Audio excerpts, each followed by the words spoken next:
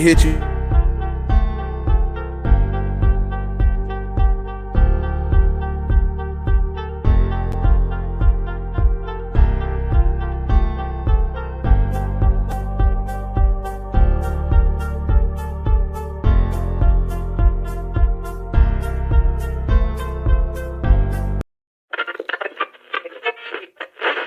What's going on, y'all? It's another day on the Day One podcast. I'm your co-host, Anthony.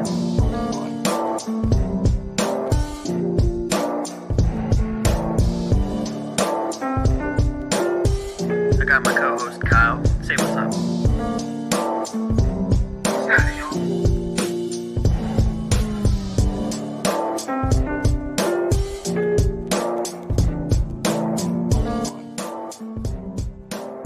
Let's get this shit going, baby. Yes, sir. Yes, sir. Yes, sir. What's going on, y'all? What's happening? Man, it's all love, man. You know what it is, man. I just think it's funny that whole intro. I didn't see a Jets highlight at all. We don't got none, bro. We don't got any. You could have had Aaron Rodgers running with the flag. That'd have been perfect. We made I'ma it have wait to- for Yeah, that. yeah. I'm gonna have to put that in next year's. I have to put that in next year's intro. Nah. You got to get the next year one now. Yeah, next year. Yeah, it You is. gonna run Next with the year. flag Hey, next year it too. looked like it's it looked like okay. Kelsey the only. Listen, it My looked like ACL's Kelsey gonna be the okay. only one to end with some points here, man. Are y'all really watching it? Like keeping That's what's score? up. Y'all watching. Yeah, Kelsey got Like- 5. Somebody Yeah, in he front got of him? one 5-pointer. That's cool, man. What's I think going on, somebody in y'all? front of him. It's another day on the Day One Mhm. podcast. I'm your co-host, Mhm. Anthony. Got my co-host, Kyle. Say what's up. What's going on? We got two very special guests, hosts of Inside the Nest, our boys, Smitty and King DV. Say what's up.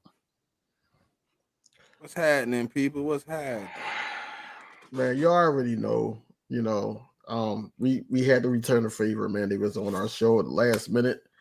It's only right that we come and bless them with our presence. Appreciate Yes, sir. that. Right. We always appreciate getting together. It's always good to talk birds and talk ball with y'all. So definitely appreciate y'all hopping on for real. Mhm. Yeah, facts. And whoever's doubt. listening, make sure you like right now, whichever stream you're watching. Make sure you leave a comment. Let us know what you want to see moving forward. If you want us to get together again, maybe next week after that. I don't know. Who knows? But yeah, definitely let us know what's up because Mhm. we hungry. Yes, sir. Yes, sir. Mm-hmm. So let's start with the birds. So we got a bunch of coaching changes, new hires, a lot of outside noise. Start with the coaching stuff. Since we last talked, we hired Kellen Moore, Vic Fangio officially, and then pretty much filled out his positional We had staff. Fangio the last time we talked, right? Yeah, we have Fangio. Y'all have Fangio. It wasn't we confirmed, did. but it was. But the rumor we're talking about. Man, it was almost guaranteed. So, It Yeah, was. 99%. so what's crazy, 9%. Anthony? What's crazy, Anthony and Kyle? What's crazy is rumors that Scott is going to stay with Seattle. He's not coming with us. I did read that. Yeah. Yeah, that's kind of wild. Is it? He was what? Passing game coordinator with Seattle? Yeah, defensive Yeah, he was, assistant / passing game coordinator. Yeah. Oh shit, he can do both. Yeah. Jeez. I didn't know that. He was also passing game coordinator. Yeah. Mm. Damn. Mm-hmm. Mm-hmm. Yeah, bro. He We originally need was their Bill. DB coach. You know what I mean? So he to get our hands on him. But what are your? I thought what he are was your guys- coming. Like I just don't know. I guess he's not now, but maybe they said Because soon as expected, they sign- so it's like Soon- I think it's yeah. like So soon as they, it's a rumor. It's up in the air. if type thing. I think it's a if Mike McDaniels type want to keep him type deal. I think, Yeah. which probably he gonna happen. Yeah, which makes sense. I mean, if he's able to coach DBs and also be passing game coordinator, I don't know why you'd want a guy like that to leave your building. But Kellen Moore as the OC, I want to get your guys' thoughts on it because I have my own thoughts on it. But I want to hear from you guys first. What are your thoughts on Kellen Moore? Good, bad, indifferent? I feel like this about Kellen Moore. I feel like the last season with the Cowboys, I feel like this season that just passed with the Chargers, I feel like that, it wasn't a fair out for him. I think that it was more so him being kind of the scapegoat in Dallas because they don't want to really attack what's the real issues over there, and we all know what's the real issue over there. As far as the Chargers had injuries. And it's hard to bounce back from that. You have to abandon the run when your best runner out 4 weeks, and then he's working his way back. Like, we got to put everything into consideration. Now, with the talent that we have, I feel like that, he's going to make us much better, especially number one, because the bar wasn't set too high last season with the play calling and everything. And number two, look who you got at your arsenal. You got Devontae Smith, you got AJ Brown, you got Dallas Goedert, whoever you want at running back. And we're probably going to get into that a little bit later. But whoever you want at running back, then you got one of the best, if not the best, offensive lines in the league. That's what I'm saying. Like, you really gotta put into consideration that this is probably the best roster that he probably had on offense since he's been coaching. So, looking at the route running of Keenan Allen, looking at the route running a couple years ago with CeeDee Lamb, you feel high on what Devontae Smith is going to bring.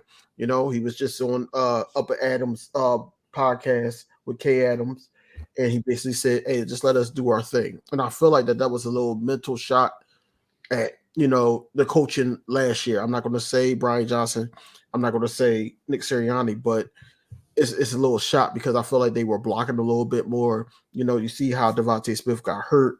I feel like that they want to be an impactful player consistently in games, not just blocking, not just running routes and being a decoy. They want to get the ball. You got two receivers like that. You got to get them the ball. But I feel like that Kellen Moore is going to do that. Yeah, no, I agree. I definitely agree. Smitty, what you think?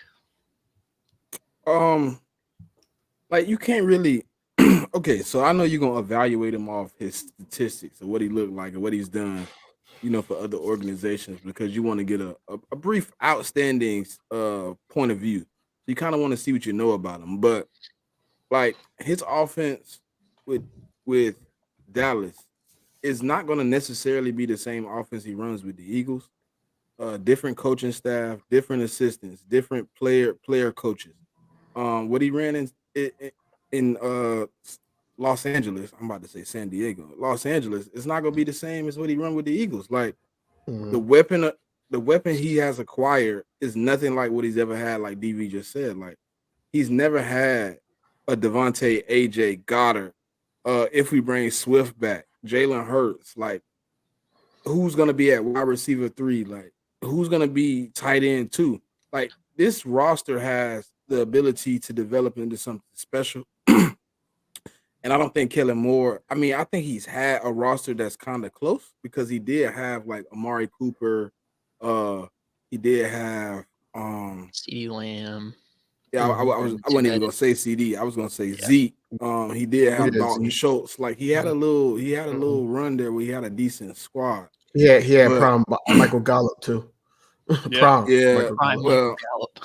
Michael Gallup number was 3. Prime Michael Gallup was only 1 year though. You know what I mean? So yeah, after the ACL, he hasn't been prime anymore. But right. Kellen Moore has the opportunity to expand, to get better.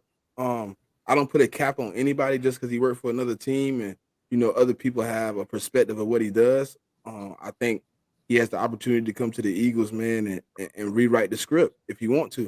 If you want to get better, Mhm. if you want to expand himself, he want to contribute to winning.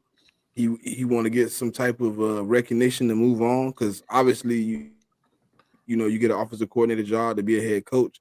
So this could be stopping point. This could be a place where he wants to prove a point. He I don't know how he feels. You know what I'm saying? I never had a conversation with him, but he might feel some type of way about the Dallas releasing him. He might feel some type of way of how it went out with the Chargers. He want to show y'all that he has the ability to do better. And if that's the case, I'm all for it, man. Yeah, Mhm. and I mean, he's shown wherever he's been that he'll move his guys around. And the one interesting thing that I saw, because when I first initially saw it, my initial reaction was, "Oh shit, we're gonna be more the Chargers than we ever have been because he doesn't run the ball."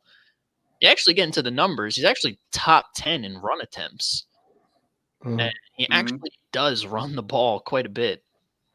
So, I mean, and really, you need a guy with experience and who knows what he's doing and when to call what and how to put his guys in the best position to succeed.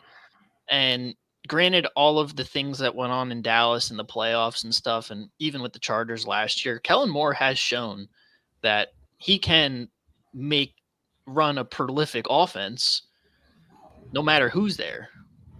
I mean, to an extent, no matter who's there. But I mean, like when he's got the guys, they're Mhm. perform. And with AJ and Devontae, them alone, and then you think Dallas Goedert, Jalen, and whoever the running backs can be, hopefully it's Swift.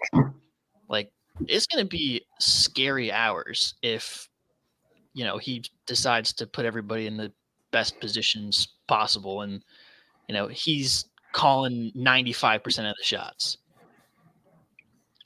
Yeah, dude. I And mean, does it worry y'all that we didn't announce it yet, though? That it isn't an official announcement that he signed a contract with us? Not really. I wouldn't say that, because on the New Heights podcast with the Kelsey brothers, Jason Kelsey already said that this is our guy. This is so he knows more than us. Yeah, but he hasn't. I'm just and saying he being in the hasn't locker room. signed. He hasn't signed. We haven't announced it. Like, I know it took a couple of days for Fangio, but it's taking Mhm. way longer to say Kellen Moore is the offensive coordinator. I'm just wondering if it's possible that I mean, it could not be us. It could be Kellen Moore saying he found a better opportunity somewhere. There's still a lot of opportunities out there to be an OC. It facts. could be a money thing. They could just be working Could out be. contract language. But I mean, from what, like you said, from what Jason Kelsey said, I mean, sounds like he's here. Cole's in the building. Cole, Good. what's up? Good. What's good? How y'all doing? Doing Chilling, good. bro. Chilling. From the guy who watched Kellen Moore himself, what are your thoughts on Kellen Moore, and what do you think he brings to the Eagles? My thoughts. I mean, of course, me being honest, his time basically ran out with us and with the Cowboys.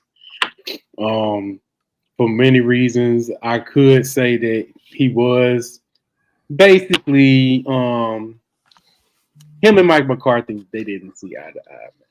Basically scheme wise. He's a good OC. I give him that. He made great plays for our organization, especially when he started off in 2019. Even though we were still with the Cowboys organization, we were still trying to get out of that Jason Garrett type of era. But the offensive scheme that he had, 2019 was okay. He started off great until we ran into. I remember 2019 we started off 5-0, and that's when everybody started to see Kellen Moore as the boy genius. And sorry about my camera, man. I don't know what's going on with my laptop. You chilling, bro. So I kind of like fuck it. But yeah, we started off, and then I remember Sean Payton. All his play schemes came from Boise State. Sean Payton did his homework, figured them out, no adjustment. Then he came back 2020. Of course, our defense was terrible. But if you look at the offensive side, Dak was like launching it out. he was on track of leading the league in passing yards before he got his injury. Didn't he also have a year where he threw for over 5,000 the only time in his career with Kellen Moore? He hasn't done 5,000. He was close to 5,000 yards. Okay, close. That was in 2021. He was close to 5,000 yards, 37 touchdowns. Yeah, y'all had like number one in every single offensive category that year. Right. So he loves to throw the ball. And that's good. Especially like I know he's excited, to have the weapons. He has AJ Brown, Devontae Smith. Oh, he gonna use Dallas Goedert like a mug, man. He loves giving the ball to the tight end, and that's good. That's good. And I heard about like the rushing attempts. Yes, he does run the ball. Our problem in Dallas was situational football. Like, we had a lot of problems. I'm not saying that Kellen Moore was the biggest problem of our team, but honestly, as me being a football fan, I would say that we can highlight 2 games where Kellen Moore choked, and that was in Green Bay and that was in Jacksonville. When we was blowing the team out, Kellen likes to flex his muscles a little bit. When the people say the Cowboys like to stat, Kellen would stat at you to death, man. He likes to flex his muscles and impress the people. He gets a little big headed. That's his flaw. And of course, those teams came back and beat us, because we didn't utilize the running game and run out the clock. That's the only weakness I've seen Kellen. I wouldn't even put all of the Chargers' flaws on Kellen, even though it was some situations where Kellen did, have a bad, had some choke ups as far as when they played the Tennessee Titans and they went into overtime. That's the moment, Justin Herbert. Y'all got to go ahead. It's up to you to get that one game-winning drive. And Kellen Moore, I don't know what kind of packages he had. Like he was running like a whole bunch of option routes. Like his scheme just didn't match it. Like all you need, like he wants to go for the big play all the time. Their situation, they just had to elevate the first down. He wanted to get the big chunk play, and they had plenty of time left in overtime. Situational football. That's his only weakness. And I'm being honest, unbiased. It's just situational football. And it's going to come to a time where, okay, Kellen, we need you to go ahead. We need you to score, but we need you to be smart too. Like, I get it. You got all these weapons, but take the first down, man. You know what I'm saying? Extended. That's the only thing we had. He has basically like a Jekyll and Hyde type of effect. One game, he is killing it. And the next game, you're like, what are you doing? You doing triple reverses on third down, third and 9, triple reverse. So that's what we were dealing with. But my thing is, it's all about Kellen Moore maturing as a play caller. And I'm not going to say that he's going to do the same thing with you guys. He could, get better as far as stuff. Like he's still young. He still got a lot of learning to do. So hopefully this go around with you guys, he'll have, a better tenure. Yeah. And so Dan Quinn just signed with Washington earlier today. Yeah. You lose your defensive coordinator. Yeah, man. Looking around the league, who do you want? Hold on, they losing more than just the defensive coordinator though. We're losing everything. Kyle, Parsons they're losing a right couple there. pieces on that defensive side, bro. He taking a lot of the staff with him, Kyle. A whole bunch. We Yeah. good at, bro. Yeah. We good at, man. I have people ain't gonna like this, man. I got very low expectations for this team. I do. I'm not even gonna stunt. He taking Quinn taking Joe Witt Jr. and Al Harris. A lot of people think Al Harris is the guy that's responsible for the turnovers, and he motivates his players. He hold them accountable. But it's Joe Witt Jr.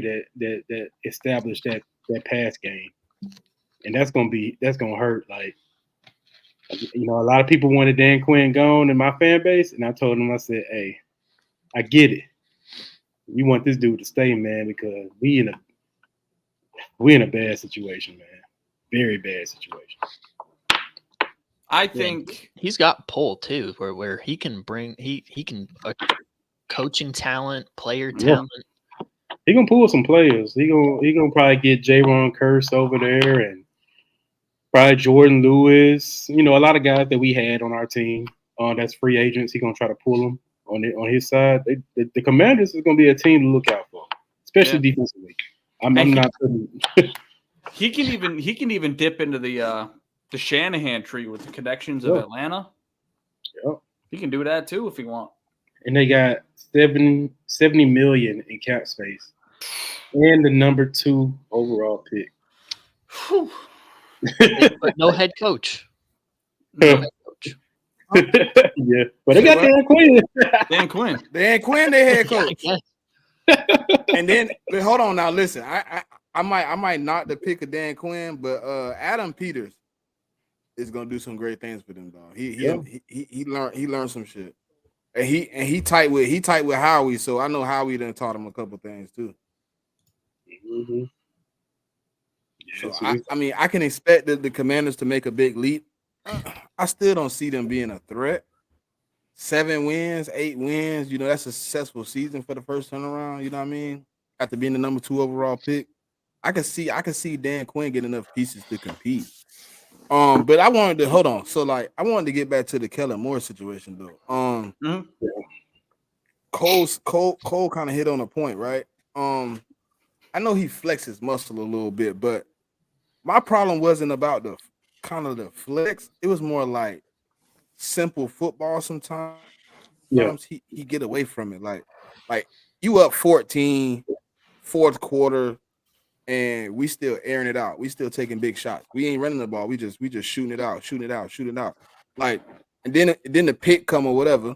They score or you get stopped. They score. It's a 7-point game, and now you want to run the ball. Like, nah, you need to run it the last possession. Now we don't get a drive in. They get the ball back. We done lost all momentum because you didn't know when to switch it on and switch it off. Like, that'll be my problem with Kellen, but I'm hoping Jeff Stoutland can step in and kind of wing some of that away from him. Not to have him. I mean, I know he won't, you know, Sirianni came out and said he want to give the offensive coordinator the full reins.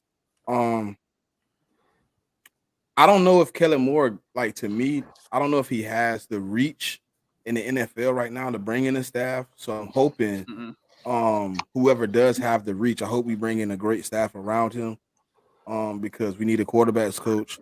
Everybody like Moorhead. I didn't think we did a great job last year at the receiver position to keep Moorhead. But if that's what the players want, I mean, who am I to argue? But I think you know Kellen Moore getting the right pieces in those positions as like quarterback coaches, running game coordinator, passing game coordinator, offensive line coach, receiver coach, tight end coach. You got all those guys in place, and Kellen Moore is installing a good game plan. I think it can go well. But if you got him out there with you know what Brian Johnson and Nick Sirianni was working with last year, I think we're gonna be close to the same outcome because you need the guys that's gonna coach your players up and get them in the right positions. Me and DV always had the conversation like we hire Fangio. Now I want Fangio to go get Fangio guys. Not saying they work for him, but they have the qualities that he looks for in position coaches. Like the dude from Seattle. I've been watching clips of when they recorded him in practice. He's no bullshit type of dude. Like he's literally he's like, look, if you come out the game and the front of your jersey ain't dirty, you owe me. I'm like, what? See, he's telling you better be the low man, you better be winning, and the front of your jersey better be dirty because you done went between a dude's legs and flipped him type deal. Like, I like that. So then you go out and you look at, we tried to get Mike Caldwell, another no nonsense type of guy. We working. Like, I heard the reports from the Dolphins about, you know, them not really being okay with Fangio because some of the players wanted to party and some wanted to work.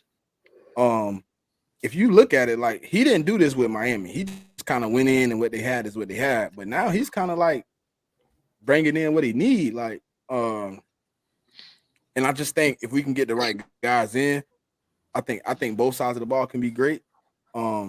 But you got to have the right pieces, man. You're going to have to have somebody that also you're going to have somebody that Kellen Moore respect, maybe somewhere in there, somebody he respect that can rein him in when like Cole said, he's trying to flex his muscle. Like, hey, Kellen, chill the hell out, man. We up 14. Let's get this dub. Come on, put the ball in Swift hand. Put the ball in whoever hand in the backfield. Let's get out of here. It's 6 minutes left. We don't need to throw the ball anymore. Do y'all still have a quarterbacks coach? Is y'all quarterbacks coach still on the staff? He gone. Alex, he no, gone. We do have a new quarterback coach? Tanny yet? gone. I know Tanny's gone, but we don't have a new one yet. Kellen Moore is trying to get the quarterbacks coach from the Chargers to come with him. Doug Nussmeier. He was with Right. He was the quarterbacks coach when last couple of years, Kellen was with our OC. I don't like Doug Nussmeier. And that's the one that's in the Chargers? Yeah. He's not the type. That's the one that went to the Chargers? I don't know his name. Yeah. He's with the Chargers 1 year. He went when Kellen went. Doug Nussmeier isn't the type of quarterbacks coach for Jalen Hurts because he's not going to hold Jalen Hurts accountable. He's going to pat him and say, oh, it's going to be okay. You know, that's what he did with Dak. And I couldn't stand it because I'm like, I need somebody that's going to hold this dude accountable when he fuck up. And Doug Nussmeier would just sit there with the pad. Come sit by me, Jalen. Jalen Hurts, he's the type of quarterback. He's coached better when you hard on him. And he's too relaxed, man. And that's one thing that aggravated me when he was with Dak. I was like, handling Dak with kid gloves when he turned over this football, making the wrong reads. When Mike McCarthy took over, Mike McCarthy, he was looking at Dak Prescott like, bro, what the fuck you doing, man? You know what I'm saying? He held him to a type of accountability, when he fucked up. But Doug Nussmeier is not that type of guy. I hope he don't bring him around for y'all to say I'm just being real because he ain't the guy, man. He's not gonna fit Jalen Hurts to me. Yeah. That's Kellen's guy. Kellen really don't have a lot of pull. No, in this league, And with Jalen, you're gonna need a guy that's gonna hold his feet to the fire and tell him to lock in. And back to Smitty's point about Kellen Moore trying to bring in a guy that's gonna rein him in when he tries to flex. Maybe it's Jeff Stoutland, maybe it's Nick, because Nick's pretty much going to be the situational strategist now that Kellen Moore is going to be running the offense for the most part, and Vic Fangio is running the defense. And maybe he has more time to be like, listen, you in this situation, 3rd and short, whatever it is, red zone, you cannot mess around. You lock in. So I don't know what guys he's going to bring in, but I don't know if Nick the guy. And yeah, I mean, maybe that he doesn't have. Nick like to flex his muscle. Nick like to flex his muscle. That's true. Let me ask y'all a question. What do y'all think about bringing in, if he doesn't get hired anywhere, bringing back Brian Johnson as the QB coach? I think that relationship has aged like spoiled milk. You used them as a scapegoat. You fired him when you had the opportunity to keep him on the staff and at least try to fight for him. I don't know if Sirianni fought for him. You know what I mean? It seemed no, he didn't. Easy. He fought for himself. If you wanted to get, if you knew you was getting rid of Tanny, you could have been like, well, look, let's take Brian Johnson back to the quarterback coach job if he's willing to take it. You know what I mean? Give him an opportunity to stay with the team a little longer and maybe learn. You know what I'm saying? Right. Something like that. But he out there in the wilderness right now, and I don't know. Yeah, I feel like just how everything soured over the last 2.5 months, whether it was as a QB coach or an offensive consultant, there's no way Brian Johnson can be back here just because, like you guys said, that's unfortunate. And you, hey Cole, back. I got a question for y'all. for you. What about a question for Coles too? How do y'all feel about? Oh, I was going to ask, how y'all feel about the fact that this year 2 of the most the decorated coaches in the NFL won't have a head coaching job? Bill Belichick and Mike Vrabel. It don't make the Belichick thing. I get because he's a rent-a-coach at this point. He's too old to really build the team up from the bottom. But a guy like Vrabel, I heard. Well, that was his. Kyle. That was his request, right? That's his request, right, Kyle? That he won a young team that was kind of in the middle of a rebuild, and he wanted to kind of turn them around and help the organization. That was his thing. I So- don't feel like it fits. You know what I mean? Like that may be what he wants, but he isn't good at that. We've seen with the Patriots since Tom Brady left. And I think that's where the disconnect is between a lot of these ownership groups and GMs and Belichick is he wants to come in and build a young team up, but he couldn't do it in the place he was just at for 20 years. You know what I mean? As soon as Tom Brady left, it plummeted. They made one playoff run with Mac Jones as a rookie. He never progressed whatsoever. Flipping back and forth between Bailey Zappi. We know that's all Bill Belichick's decision. It's just there's a lot of reasons why he needed to come into a situation that all they need is a culture. Like Jim Harbaugh, I think it was a perfect pickup for the Chargers. But Bill Belichick, that would have been a place to go. Quarterback is set. Most of the offensive weapons are set. That defense has enough talent on it that he will elevate it to at least a top 15 defense, and they have some picks in the draft. Like there's a lot that could have been done there. All the other places, it's like Belichick will be 80 by the time you're competing. Right. You know what I mean? Like that's my problem. I think the game is past them. The game is past them. And as far as Vrabel, it's a name. It's a name. He's a good players coach. A lot of players respect him. But let's be real. The tennis. I mean, I know he was dealt with a not too big hand as far as like the quarterback they had. I mean, but over the time, man, like I don't know, man. I think him thinking that a lot of people is uplifting his name is like he's one of the greats. Like you'll be missing if you have this guy. He ain't no different than Arthur Smith. You know what I'm saying? Like that's just how I feel. He's a good guy. Like players love him, but you need a little bit more. Man. He's not on the level of a John Harbaugh or Shanahan. None of that. He's a player's coach. I beg to differ, dog. You think he'll be like great for a rebuild? I think Vrabel is a for a rebuilding team. Yeah, like think about this. This why I look at it like this, right? Yeah, look, what was Tennessee really when he got there, bro? Wasn't they a rebuild team? Mm-hmm. They still had pieces. I want to say they didn't have Tannehill. They didn't. They didn't have Tannehill. They didn't have any receivers. They top receiver at the time was Delaney Walker. You talking about in 2022? Before they got man, what? He was there 7 years. He was there 7 years. And what? Corey Davis was. No, like I'm talking about the year that Vrabel took over. Wasn't Delaney? Corey Davis. Corey Davis came the year he came though. When they got 10, he came after. Because they got Vrabel. Then Vrabel the next year got another Tannehill. In the following year, they had Corey Davis. They had a stacked team in 21. They had AJ and Corey. Yeah. So he had the talent then. He was coach of the year. Yeah, but he built that though. Yeah. Well, him and the GM. Yeah. But y'all got fired. He did take him to an AFC championship game with Ryan Tannehill. Turn the program around. I think he can do great with a program that if he got a lot of talent already. Because he wasn't doing good with when he was trying to build up with scraps that he had. Now I'm not saying he ain't bad. I'm just saying like they trying to name him as like one of the hot commodity coaches. But hold on, Cole, you a Cowboy fan. And you know how much the front office can affect your rebuild. You might not always have the biggest hand in the pot when it comes to player acquisitions. Like right now, putting Nick Sirianni out there and say, "Hey, I need you to go be a GM." He might not do a great job, but him not having no say so, we might not get the right players. Like, everybody don't have the full say so, and Vrabel probably one of those guys that don't got that. He just like you said, he don't got that much respect. So he just give an opinion. Like I seen guy looked at his tape, he looked good, but I really don't know if you should draft him. They going out doing their own thing. That GM wasn't listening to him. That's why AJ Brown wasn't on the team. Hey, Smitty. That's why I want.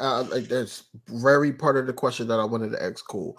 Going back to Kellen Moore about the situational play calling.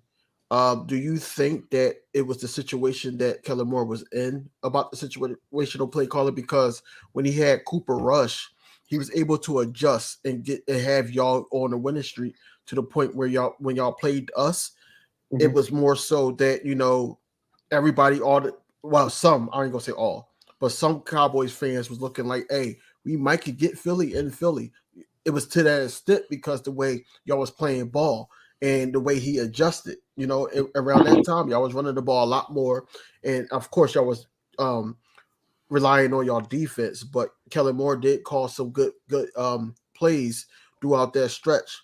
When Dak came back, just how Jerry Jones just came out and said, Dakota, we're going to go as far as the Dak Prescott takes us. Who's to say that Jerry Jones didn't have that call? Like, hey, just like the Chargers last year, they probably was like, hey, put Justin Herbert in the best position to be successful. And that's probably what he was doing, especially on top of the injuries and everything. Like the situations that he's being put in, do you think that that's the reason why his situational play calling was questionable? Yeah, that's a good question. So whenever Dak went out and we had to rely on Cooper Rush when we went on that winning streak, we could pivot back to the first game when we played against Tampa Bay. One thing that we was like, us as Cowboy fans, we was very skeptical on how everything was going to go because we were fresh out of Amari Cooper. We was running with guys at receiver, basically hoping that they could be something. Like we was relying on Noah Brown at the time that, he came out and became a pretty decent receiver.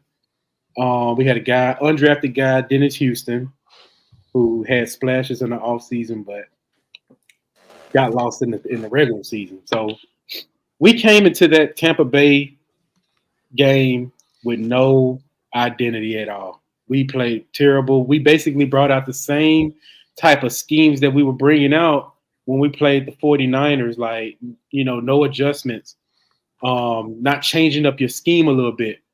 You can go back to to Devin White's post-game interview. He basically said we knew exactly what they were doing. We knew exactly what plays they were going to play.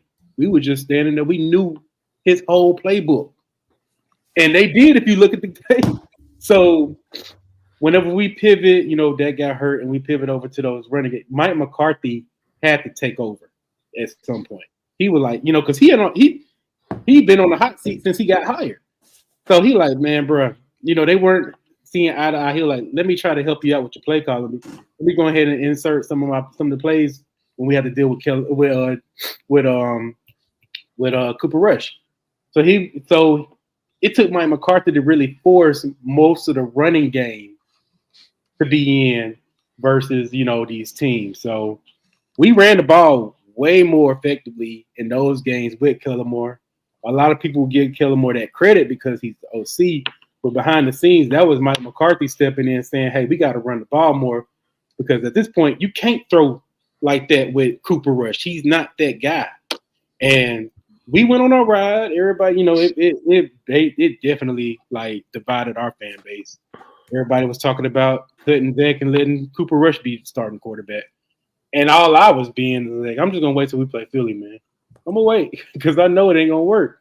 And when it came to the point where Philly had to make Cooper Rush win the game, that's when it all went down. So we had to force it all took like great defensive play. The defense had to step a notch up, and the offense had to control the clock by running the ball. And that's what the game scheme was. And it was because of Mike McCarthy that we did that.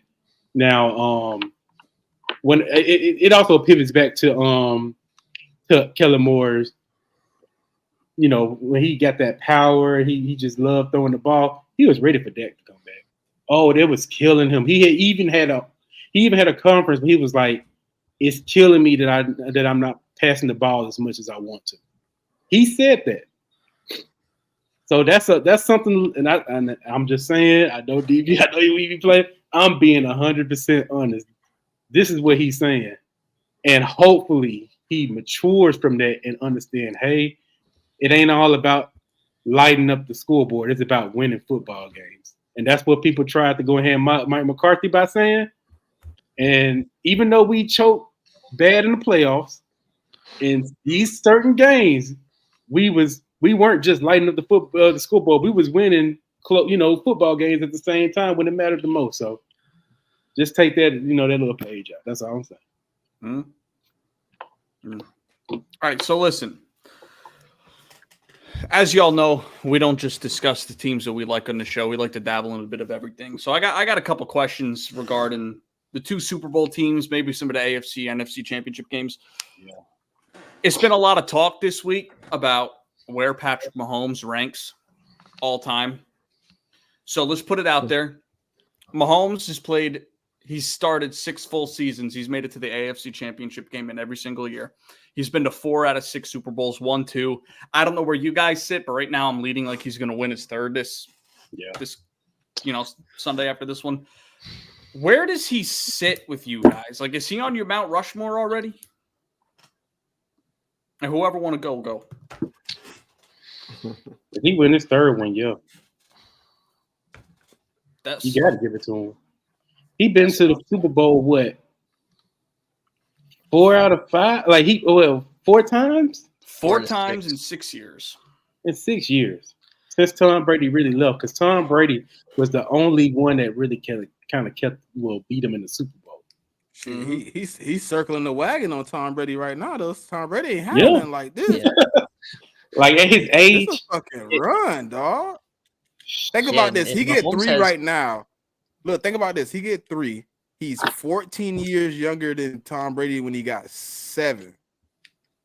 Like he kind of in a position like you kind of gotta. I mean, I would lean towards him being like maybe 1 or 2. Like if he get the 3rd one, like I know like Tom Brady got 7, so it's like all right, he got a little weaponry, but like.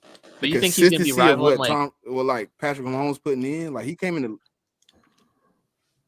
you think he'll be rivaling like Joe Montana? Like Montana territory? After this win. I think yeah. listen. Yeah. I don't got Joe 1 though. I got Joe like 2. Well, yeah, no, obviously Tom's number 1. And I mean, Pat would be in that like 2 through 4. 2, 3, 4 range. I mean, I put that's Tom Brady probably- first, so I don't have controversy. Yeah, no, the Pat Mahomes GOAT conversation it's a little too early. Come back in like 5 years for that one.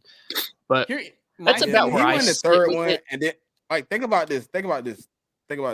And he win the 3rd one, and then next year he back in the Super Bowl with the opportunity to win 4. Like come on, bro. Like if you're looking at history, he been to 6 out of his 7 years, and the only reason he didn't go to the 7th one is because he didn't play. They're gonna have facts. to 'Cause to he was- Atlanta 'cause he was just benched to as a even the rookie. playing field or something. Mm-hmm. Then you got to think about it. They kind of win in the same way that how the Patriots did it, like their running game, using the tight end. The defense is playing phenomenal. Like, and then every time they take pieces away from Mahomes, he still succeeds. Like everybody thought that they wasn't going to be the same without Tyreek Hill. Proved that wrong. Win Like- Super Bowl. Win the Super Now Bowl. they added Taylor Swift to the mix too, and he's Facts. just as good. I thought that they was going to have the same type of bad look that That's we had with aggravating Justin shit. Wilson. What's crazy though? I don't see it how y'all see it. I don't see it that he's in a Mount Rushmore. Not yet. Not yet. Only because we had Dan Marino in there, and Dan Marino didn't even win 1. He's decorated, yes, but at the same time, you got to look at what the past quarterbacks did. I can't put him up there. Dan Marino is right not on now Mount in this- Rushmore. And it's just that's your opinion. But what I'm saying is, You don't got a ring, bro. I'm sorry. You can't get the greatest trophy of all time. You can't be in the top 5. I'm sorry. I can't. Yeah, I I agree. can't agree with that. I can't do that, bro. If I you don't can't go get a chip, dog, I cannot agree put with you that. up there, bro. Like Dan you- Marino didn't listen, have a running game. Somebody said it He didn't best. want a running Hold on, game. Cole. In a space, somebody said it best the other day. You can be a great player with no rings. You cannot be legendary with no rings. What is True. the legend Yeah, I about you? agree. You went, you lost, you couldn't get back. I can't put you in my top 5. You couldn't even will your team back to an AFC championship game. You didn't even get back to the AFC championship. Like, I can understand you not getting back to the Super Bowl. Like right now, for me, Lamar Jackson, you need to at least get back to the AFC Championship game 2 or 3 more times for you to kind of even have some I type don't of think that's gonna legacy happen with as not just a. with Patrick Mahomes there. Hold on.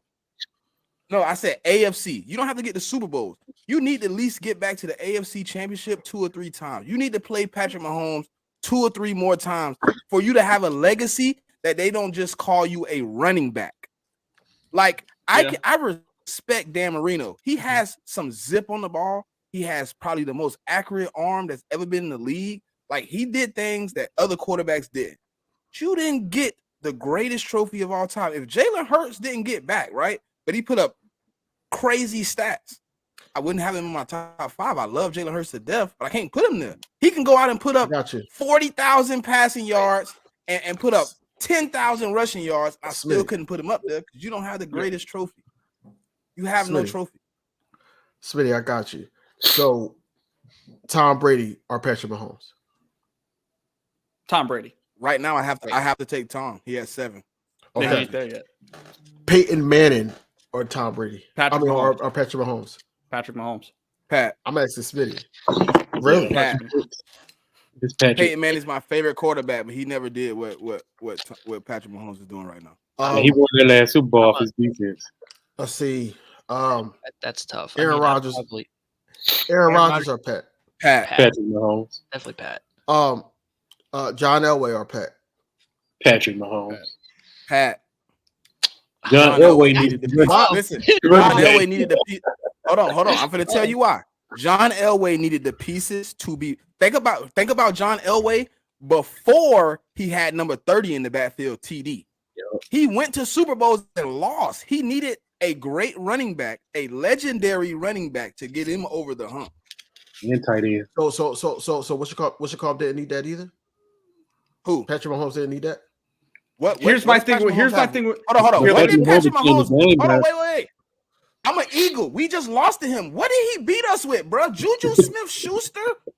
Kadarius Toney? No. Here, let me say this. He needed one good piece. Let me put this out there. Let me put this, bro. God, bro. Let me put this out there.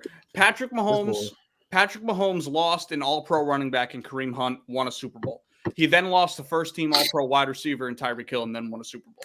So I can't say that it's because it's his weapons. Sure, Travis Kelce. If he wins a bowl after Travis Kelce's done, I'm sorry.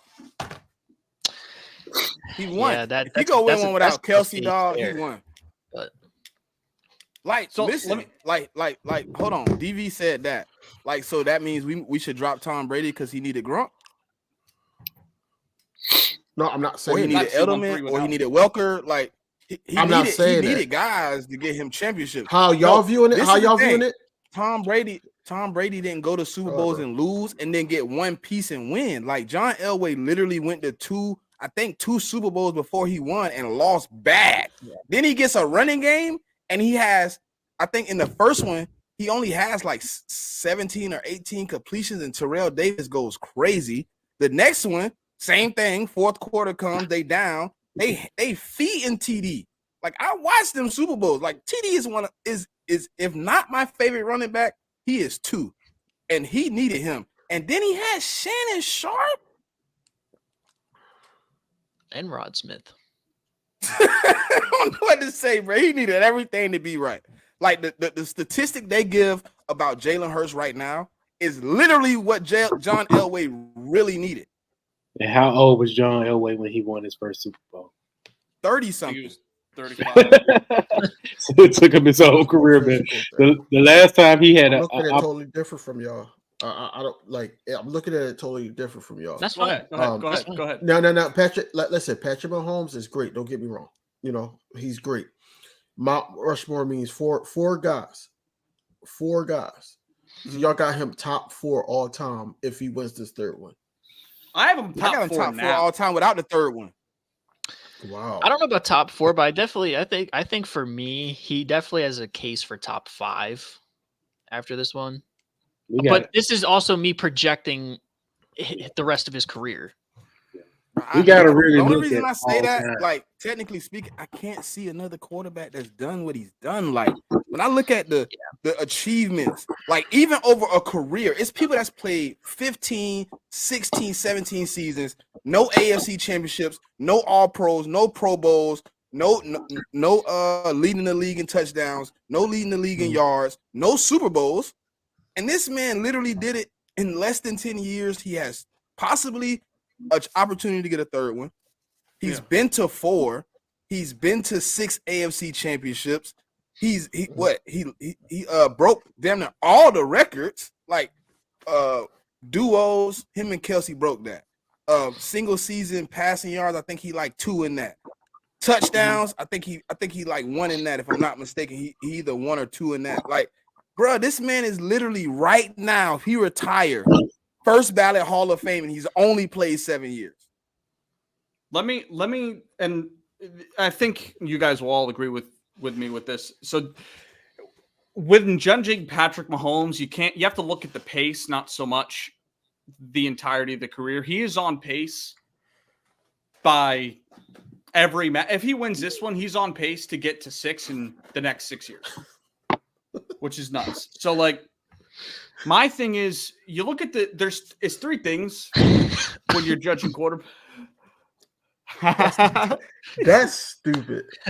That's dumb. He was though elite game manager, but he was a game manager. Facts. but no, like what? For me, it's 3. I wouldn't put him like Brock Purdy though. I ain't gonna do the Brock Purdy situation. But no, like they get real sensitive when you tell the truth about Brock Purdy.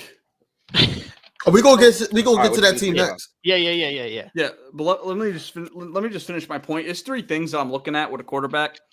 It's production with accolades, statistics, and then the eye test. Do we all agree that Patrick Mahomes is not, if he's not 1, he's 2 greatest arm talents to ever live? Yeah, it's him and Rodgers to me. Him and Rodgers. Arm talent meaning what? He can make every throw. Be on the run. Make every throw. He could on the run. I've seen this man down. Hey, Kyle. I've seen him on the run, falling, and offhand, left hand, gun it like 40 yards. Like what? Yeah. Are you serious? Did you just do that with your left? Okay, I see what you're saying, Kyle. I see what you're saying. It's just shit that he can do that nobody else but Rodgers can do, and there's more that he can do than Rodgers because of the arm angles from baseball. We've seen Russell Wilson make some throws like that. You know what I'm saying? But like, so that's one thing to me. That is what puts him above Dan Marino to begin with, because he's got the accomplishments, and I think he's a better pure arm talent than Marino, despite the numbers for the time. So that's one thing. The accolades, he's obviously going to miss an AFC championship. He's going to miss a few of them. But do we honestly think with how young the defense is, Travis Kelce's going to, if they win it this year, they're going to go for a 3-peat next year. No doubt. Travis Kelce ain't going anywhere. So he's probably going to make the AFC championship next year, if we had to guess, especially with the questions in the AFC. That'll put him at 7 AFC championships. John Elway's only made it to 6. So that's one thing. And Tom Brady only made 13. Yeah, Tom Brady made 13. But like, he would be 27 with 7. Yeah. Right? That's crazy. Yeah, he'll be 27 with 7. So he's already got more. John Elway's another guy that's Mount Rushmore. He's already got the same amount of Super Bowl wins, and he's going to tie him for AFC championships. And he's got one more MVP than him already. So I have Mahomes over Elway. The only guys to me that you can argue are Manning because of the 5 MVPs. They match on rings. Obviously, Brady's got 7, and the Montana went 4 for 4 with rings. That's my whole thing with the Mahomes thing. Like, yeah, you could say it's too early, but if you look at it based off of where he is so far, he's already passed a lot of accolades for guys that played a full career.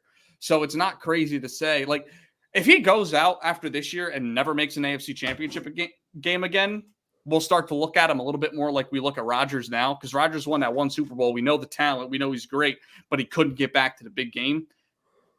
So maybe that changes some things. But if Andy Reid's there another 5 years, who's to say they're not going to at least make another Super Bowl?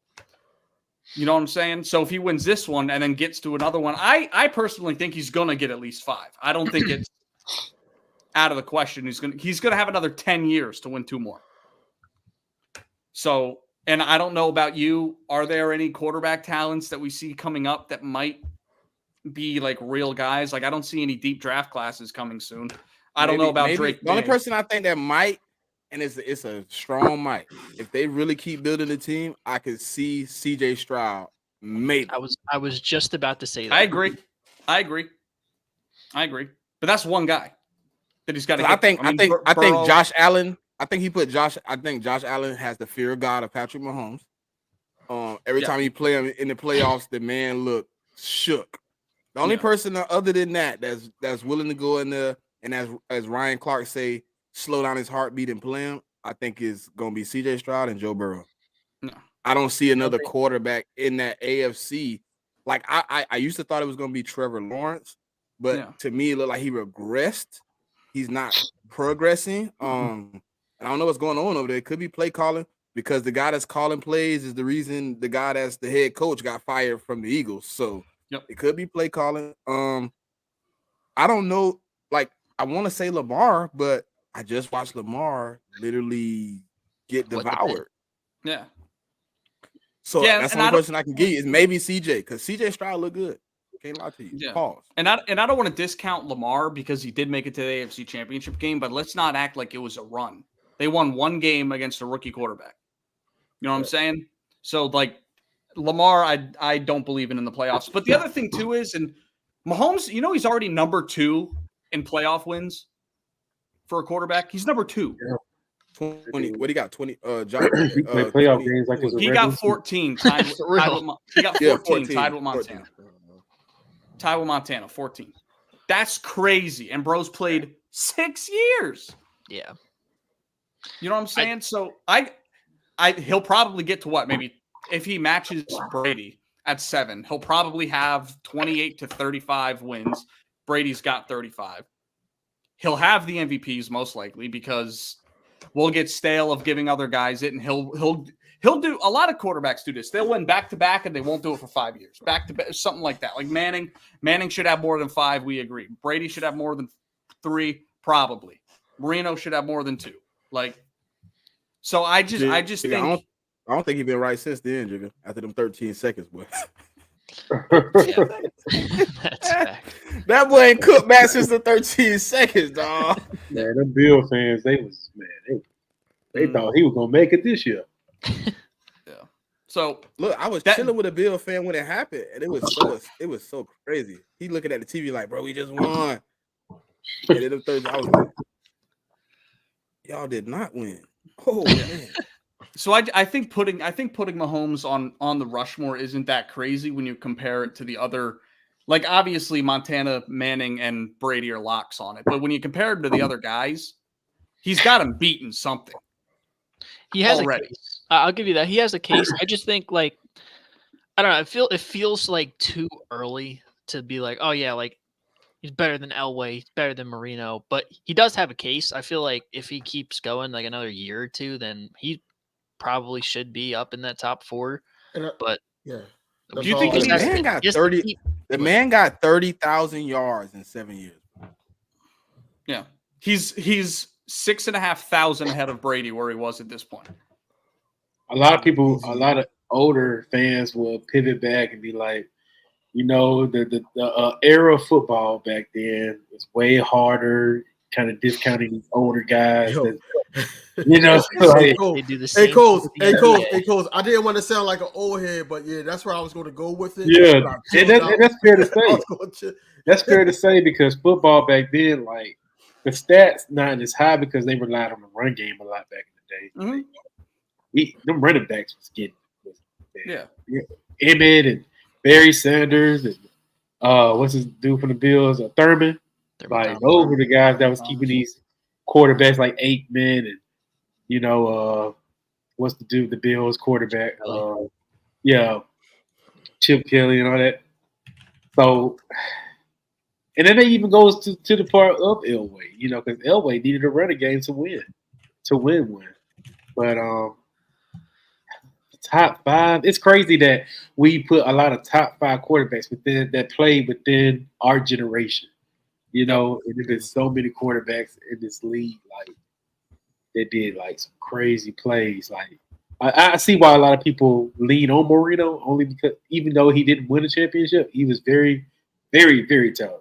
Like a lot of coaches wanted Marino. You know, Jimmy Johnson went to I got a left that when question, he right? left Dallas, he wanted to go Yeah. to Miami for him. Yo, what's up, Smitty? Hey, I got a question for the whole panel. Yeah. Like, okay, so back then, right, 15 interceptions wasn't frowned upon as it is now.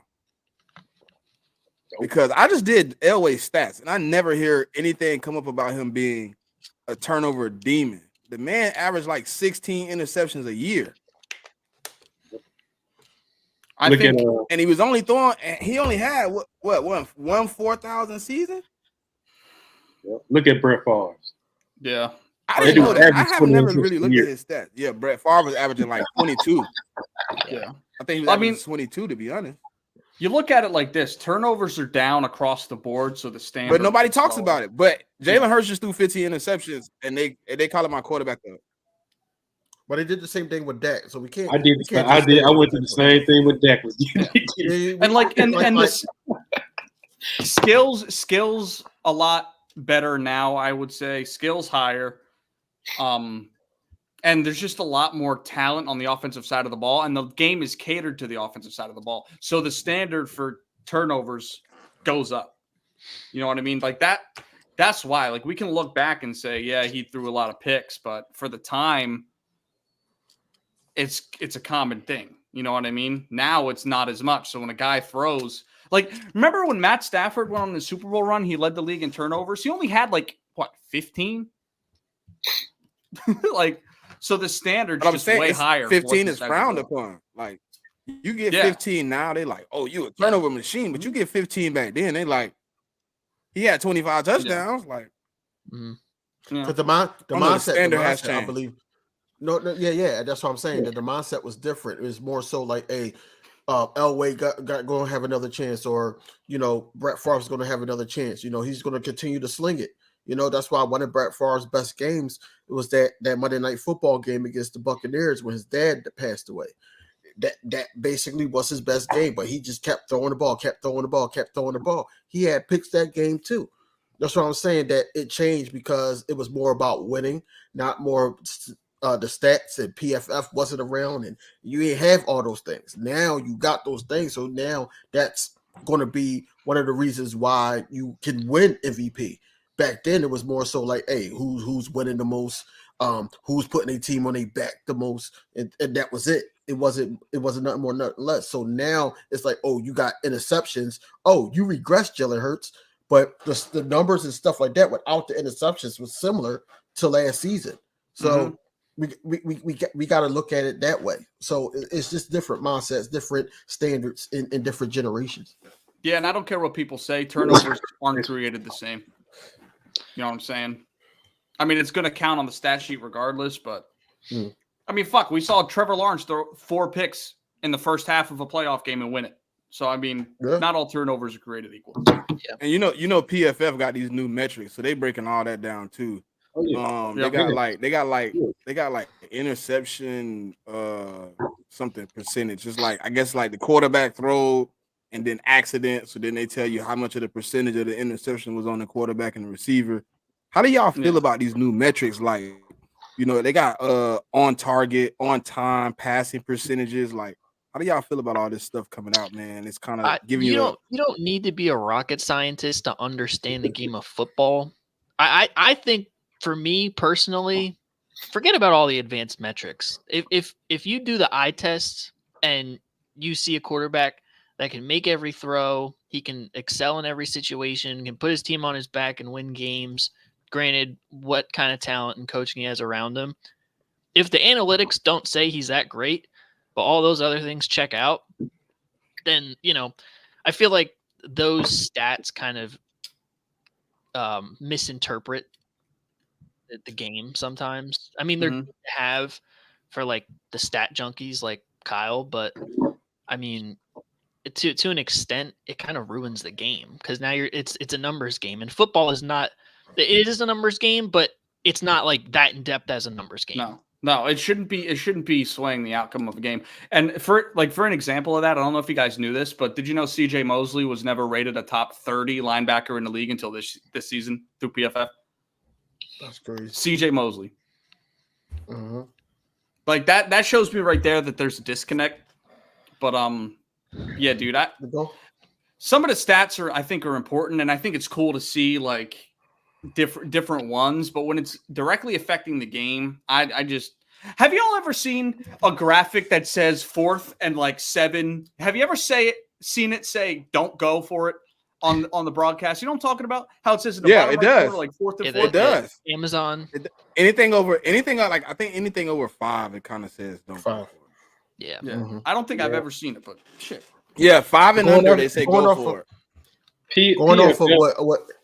Going off of PFF what Anthony was just saying, just to simplify it, man, I look at it like if it's a quarterback in today's game, that you could say, yo, if this person wasn't on the team, it's a pretty high chance they're going to lose.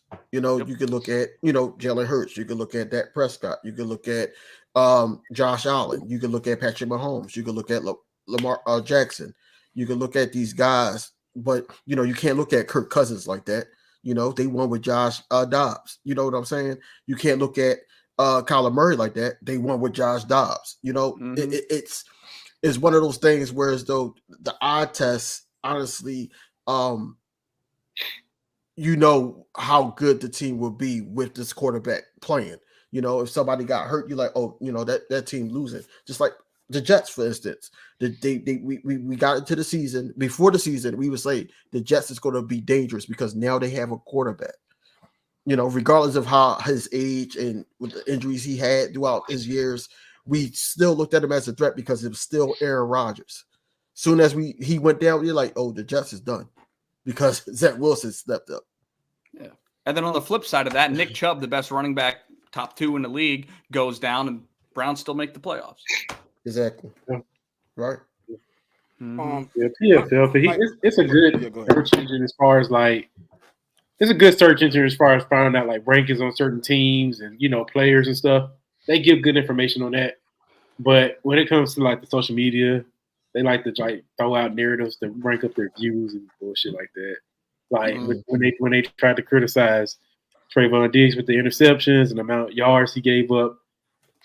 Are we tracking yards now ever since that year? Like, no, man. That was a narrative they took, a positive narrative. They took and ran with it. And that's why ever since PFL, I don't really fuck with PFL.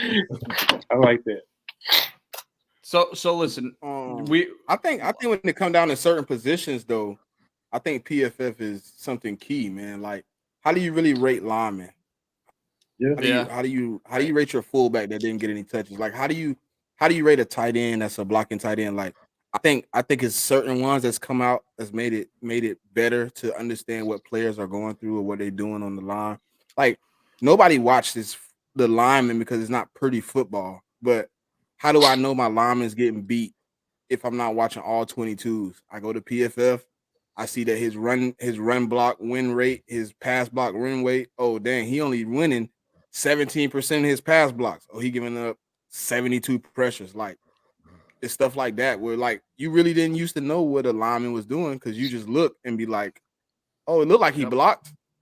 You know what I'm saying? So like I think with those type of stats, it's cool. I think it's a little overboard though. Like when they go to getting into like I think what it was, they got one is like What's the one you just said? The like percent fault of turnover on the quarterback? it's interception. It's called like interception target rate or something like that. Like it calculates like how good your pass was, and then That's it's too like much. so like say for instance the pass hit the receiver hands and then somebody intercepted it, then that would go down as they would take it out.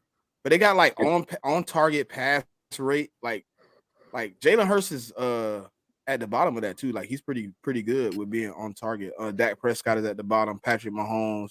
The worst passer this year in that I think was Tua.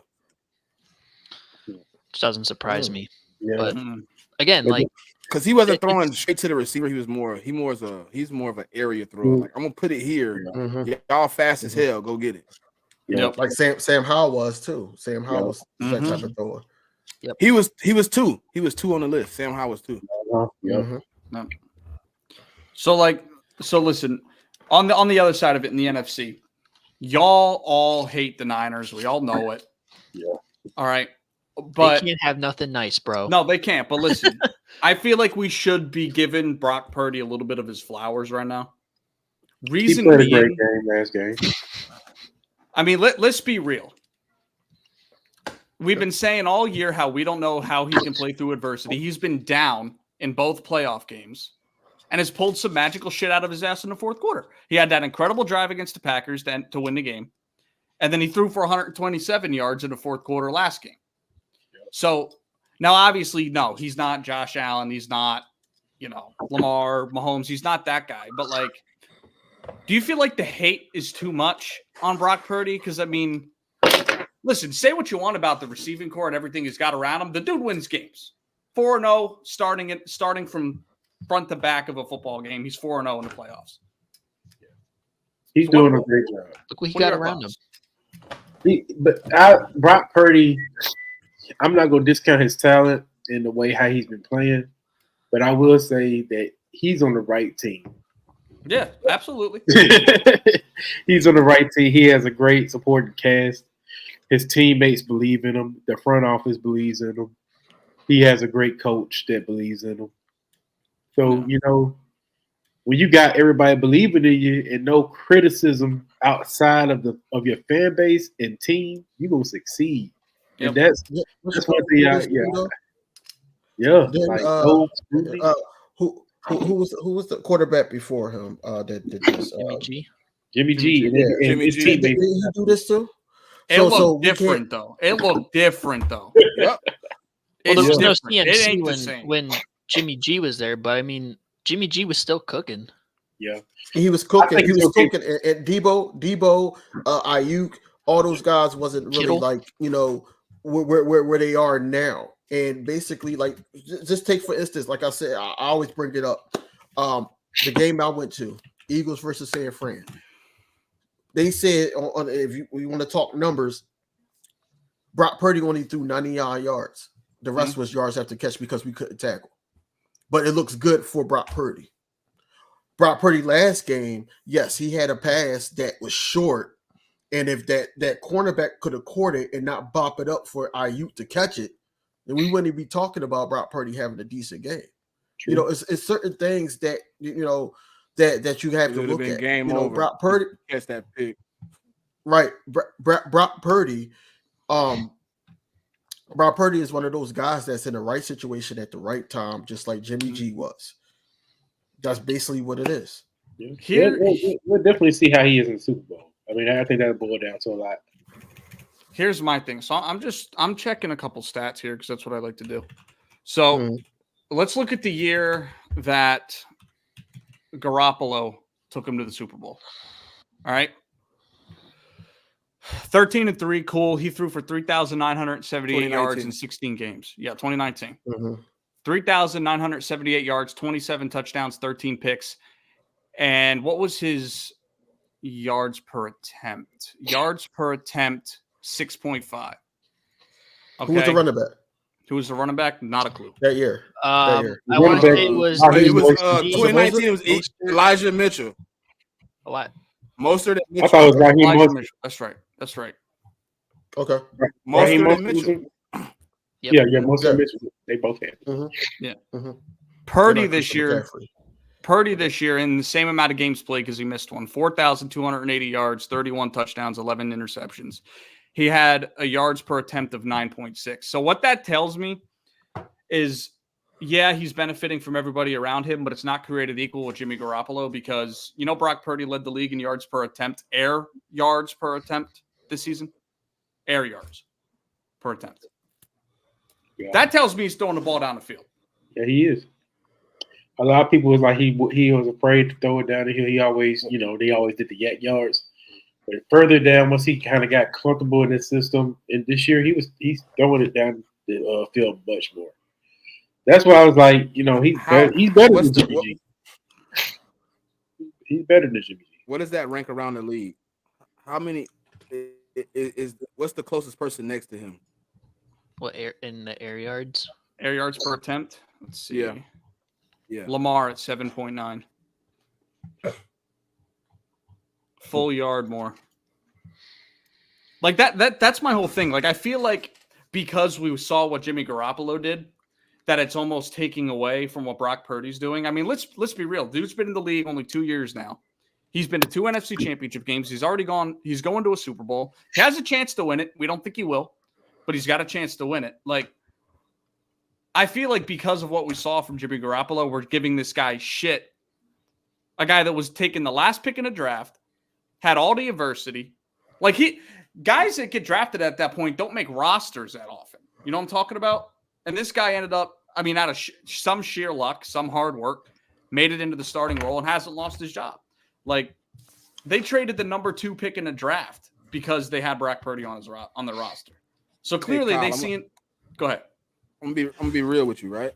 Mhm. I'm gonna give them the same energy they gave me when Jalen Hurts went to the Super Bowl last year. I gotta see it again. That's cool. Because when Jalen Hurts went to the playoffs and then came back and went to the Super Bowl, it was like, oh, he didn't do nothing. He didn't contribute. And I mean, it's kind of like that with Brock Purdy. Like, he went to the playoffs last year, he lost. He in the Super Bowl this year. Next year, can he repeat? Can he continue to be consistent? Well, here's the Consistency thing is too. what's key. Like, if I want to give him props for this season, cool. Yeah, he had a good season. He performed, whatever. But But what does it matter? Who's gonna remember this season if he go in here and flame out? well, my thing is too, though. I feel like we look for every quarterback in the league to be a GOAT. Like, not everybody is simply made to make Super Bowl runs year in and year out. There's only a few guys in history that consistently do that. Guys like Brady, Manning make playoff runs. Mahomes. Like, I'm not saying we need to look at Brock Purdy as a top guy, but I'm saying, like, I feel like it's everywhere. People just tearing him down. Oh, he's bottom half of the league. Like, if you go out next year, make an NFC championship game 3 years in a row, like, what are we even saying? You know what I mean? That's just how I feel about it. I feel like we want everybody to become a guy. Like, I'm sorry, Joe Burrow, Josh Allen, Lamar, Dak, Brock, Jalen Hurts, Pat Mahomes. Not all these guys are going to be making runs every single year because of how loaded the quarterback position is. He's And Kurt that's the Warner though, same thing. Kyle. Brock Purdy is Kurt Warner, bro. Kurt Warner, Hall of Famer. He had good seasons, but when you talk about him in top fives or talk about him amongst the greatest of his time or how he competes against the era, the first thing you hear is, man, he was on the greatest team in the era. He had Isaac Bruce, he had Torrey Holt, he had Marshall Faulk, he had a team. So he's getting the same knock that they gave people before. People just don't remember it. Kurt Warner don't get talked about like Yeah. that. But they no, don't I'm want to not- say that. Kurt Warner, Kurt Warner, hold on, Kurt Kyle. Warner Kurt did go Warner through a was- more. he was bagging groceries, bro, at a grocery store when they recruited him to come to the NFL to try out. Like, he should He get did more get kicked flowers, out. right? He got kicked off for the Green Bay Packers, so it was a team that didn't believe in him. Yeah. Yeah. So, you know, he went through a little bit more. It's just my thing, and that's fine. And I'm not And saying he still don't get the praise, Cole. yeah, Talk about Kurt Warner. yeah. Man, that dude, yes, he He do. he in the Hall of Fame. Yeah, He he got get the like Hall of you Fame, talk about man. him like people. Listen, Everybody listen, talked about cool. Kurt Warner's I'm story not with talking him. about. I'm talking about when football heads talk. You hear about the story, but when they go to Mhm. saying, hey, John Elway, they go to bringing up Steve Yeah, I got Young's, they go to bringing up Brett Favre's. They'll bring up Matthew Stafford sometimes before they bring up Kurt. Like Kurt was like a peon, and it's the same way with Purdy, bro. Like when you talking about the quarterbacks this year, yes, Purdy had great stats. You didn't hear about him. You heard about Lamar, Josh Allen, Patrick Mahomes. Even though Jalen Hurts played bad, Jalen Hurts, they wanted to see what he had going on. Like he's not in the mix, Mhm. even when he might That's true, should be yeah. in the mix. CMC was in Because the of what mix he before has, though. Purdy. But I just 100%. I agree, but like at the same time, the problem with top 10 lists is that there's only 10 spots. So guys like Kurt Warner are going to be left off. Guys like Jim Plunkett, who's a 2-time Super Bowl champion, is going to get left off. Like, obviously. But I'm saying in the moment, and back then, we didn't have social media back then. We didn't have all that shit. Hell, I wasn't fucking alive back then. But, like, you know what I'm saying? Like, I feel like Kyle, I wasn't even saying top 10s, though. I know. But, like, I was just my saying point is... of quarterback. Like, when you bring up great Yeah. quarterbacks, he should be on that list, right? Yeah, he should. You don't hear it much. Even when you're not even saying teams, when you just talk about, if he had won what? I'm about to say if he would have won with the Second one? Cardinals that year, he probably would have been considered. Yeah. He was Yeah. close. I'm not saying we got to call Brock Purdy a god, but if we're going to give No. guys, I get what you're saying. But if we're going to argue, is Dak a top 10 to 5 guy in the league? Why isn't Purdy in some of these conversations? Because I mean, he's sort of on the who am I thinking of?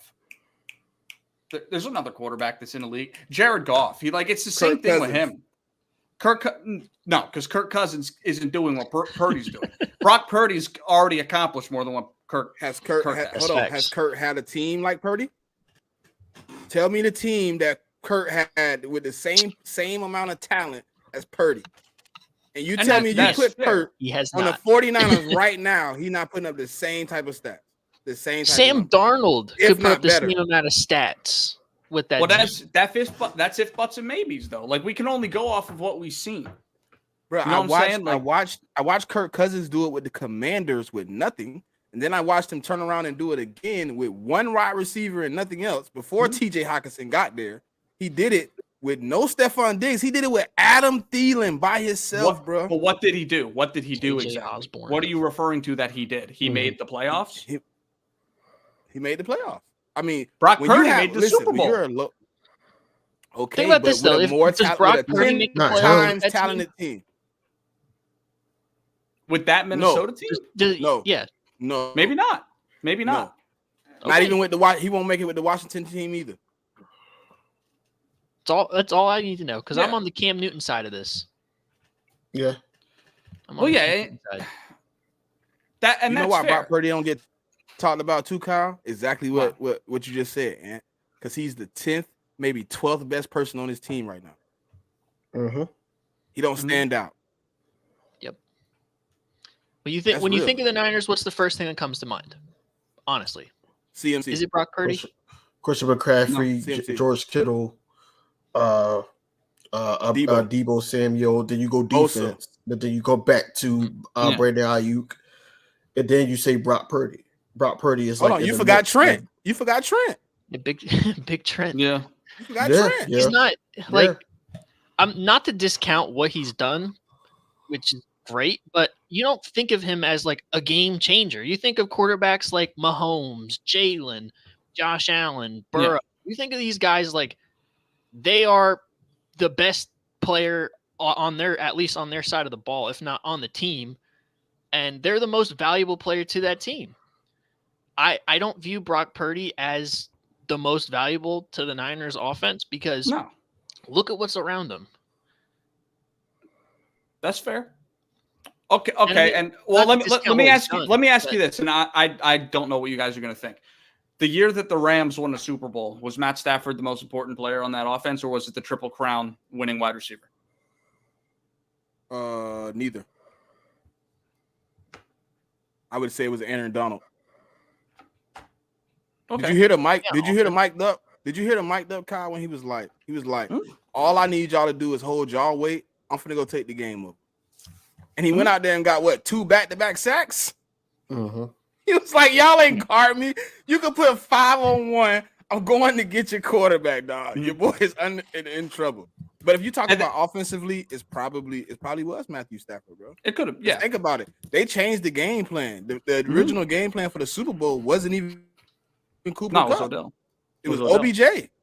Matthew Stafford, not for me. The only reason I like don't like to put him in, like when you said that, like, was he the most valuable? Because I know what Matt'll do. Even if it was somebody else that succeed, when he finds a guy that's cooking, he don't care about nobody else on the field. Like when Calvin Johnson had games where he go off, you can go look at the stat sheet. Golden Tate got like 1 target, 1 reception, 17 yards. But Mhm. Calvin Johnson got like 18 targets. Like, that man is tunnel vision. So like Matthew Stafford got to be it because he changed the game plan and was like, "Hey, look, Coop, we going to get this dub." Yeah. I know OBJ was the guy before he went down, but me and you going Yeah. to get it. And he lost what? Didn't they lose Robert Woods too? Yeah, It's I don't just- think he was there. Yeah, But- it's not. That's who Brock went to Purdy- Tennessee. Brock Huh? Purdy ain't doing that. I said No. that's who went to Tennessee. That's the name I was thinking Yeah, about when yeah. we was talking about Tennessee. My, But he it's went to just Houston. I thought it was Well, Tennessee. he's there now, but he was at Tennessee before Okay. Mhm. Robert Yeah. Woods. It's That was just- before 2018. But And Yeah. I'm not trying to elevate him above where he needs to be, but I feel like if he starts on the career arc of what a guy like Jim Kelly did. I mean, Jim Kelly ain't win a damn thing, but he went to 4 straight Super Bowls. You know what I mean? Led teams deep into the playoffs. Like if Brock Purdy starts doing stuff like that, we need to give him some love. Because I feel like if they Kyle, win this we had that if we conversation win this earlier Super Bowl, if we hang about on, the if we, quarterbacks. I wanted to bring him Yeah. up. I wanted to do Yeah. Jim Kelly. I Kyle. wanted to do it to DV so bad. Like, hey, you want to put Jim like- Kelly up there? He went to 4. Hey, I'm Kyle, like, hey, Kyle, Yeah. He oh, lost he went to Hey, 5, Kyle. didn't he? quick question. Yeah. Quick question, Five, Kyle. didn't Quick question, Kyle. Now, if Brock Purdy, how he's playing right now, would you have him on the Jets? You think if he's on the Jets, do they make the playoffs? yeah. Yes. No, I don't Yes. think they make the playoffs. no shot. Yeah. So I mean, He'd be better than Zach Wilson, but he wouldn't make the playoffs. you don't think so? They have a Would better would our defense, Brees Hall, Garrett Wilson, Tyler Conklin have a career year? I mean, the offensive line's putrid, but like, I think we're in the running for the playoffs. I think y'all at best would go 9-8. 9-8, 10-7. That's what I would say. And you also have to think the AFC's loaded. 9-8 in most conferences gets you into the playoffs. 10-7 gets you into the playoffs. You think so? You don't think Rodgers gonna come back? No, he gonna come back. Oh yeah, That It's might just- be better. It's just like, I don't know. I feel like if they win this Super Bowl, it's gonna be like, It's gonna be like when He's Kurt not Warner gonna- won he's in not gonna get- 2000. yeah, and he got the love at the time for winning the Super Bowl. That's my thing. I feel like if he wins this Super Bowl, he's not getting any love whatsoever because everybody wants to hold it off of him because of the situation that he's in. That's all I'm saying. I just don't think we're doing Brock Purdy justice for what he's doing despite the talent around him. Like that's, you know what I'm saying? That's how I feel. Yeah, I mean, That's it. It's fair, but that's understandable. for me Yeah. personally, listen, he ain't getting nothing from me. He's not getting nothing. I say this: if they lose this game, bro, the 49er fans, bro, they just need to be quiet. I understand y'all made it to the Super Bowl, but y'all keep on choking it up, man. Y'all want to get 6. Mhm. That talk ain't for nothing, man. So Yeah. their standards are high, just as high as ours. That's They And, have and a million- here's the thing more too. than y'all, so Here- and You know what I'm saying? let's look. All right, and last thing I'll say before we move on. The Cowboys have a loaded roster, correct? Not to the point of San Francisco, but it's a top 5 roster. Yes. Yeah. Yeah. My bad. Last year, the Eagles had a top 5 roster, correct? Mhm. Yeah. Yeah, Brock Purdy's already done more than what Dak has done in 2 years, and he's done more than what Jalen Hurts has done in 2 years. That's all I'm Yeah. saying. It's just we're not giving him any love for the run that he's making. That's all I'm saying. Yeah, I respect it, but I'll say this: with the Cowboy side, What did with he the do? Cowboys Hold on. side- What did he do? Hold on. Wait. Two NFC championship What did he games do and made it better to a than Super Jalen Bowl. Hurts? 2 NFC championship games and made it to the Super Bowl. I'm not letting you do that, bro. I'm not saying that he's better. This is not me saying that he's better. I'm just saying we Yeah, can. you tripping. I ain't I What just does saying the think somebody NFC is better- championship better- loss do? It's the Nation. same as losing in the playoffs. Kyle, I'm gonna refer you to. If you just Camden. had 2 Super Bowls, then I'd be like, all right. But Jalen Hurts beat him in that NFC championship, bro. Like, no, he didn't. I'm He sorry. beat I his gotta sorry be- ass I'm backup. going with He Jalen Hurts. didn't- Nah, Man. I mean, it ain't my fault. Your coach put a tight end there. It ain't my fault. Exactly that, Jalen bro. went out I've there been and did trying to his tell thing. Kyle that since that game.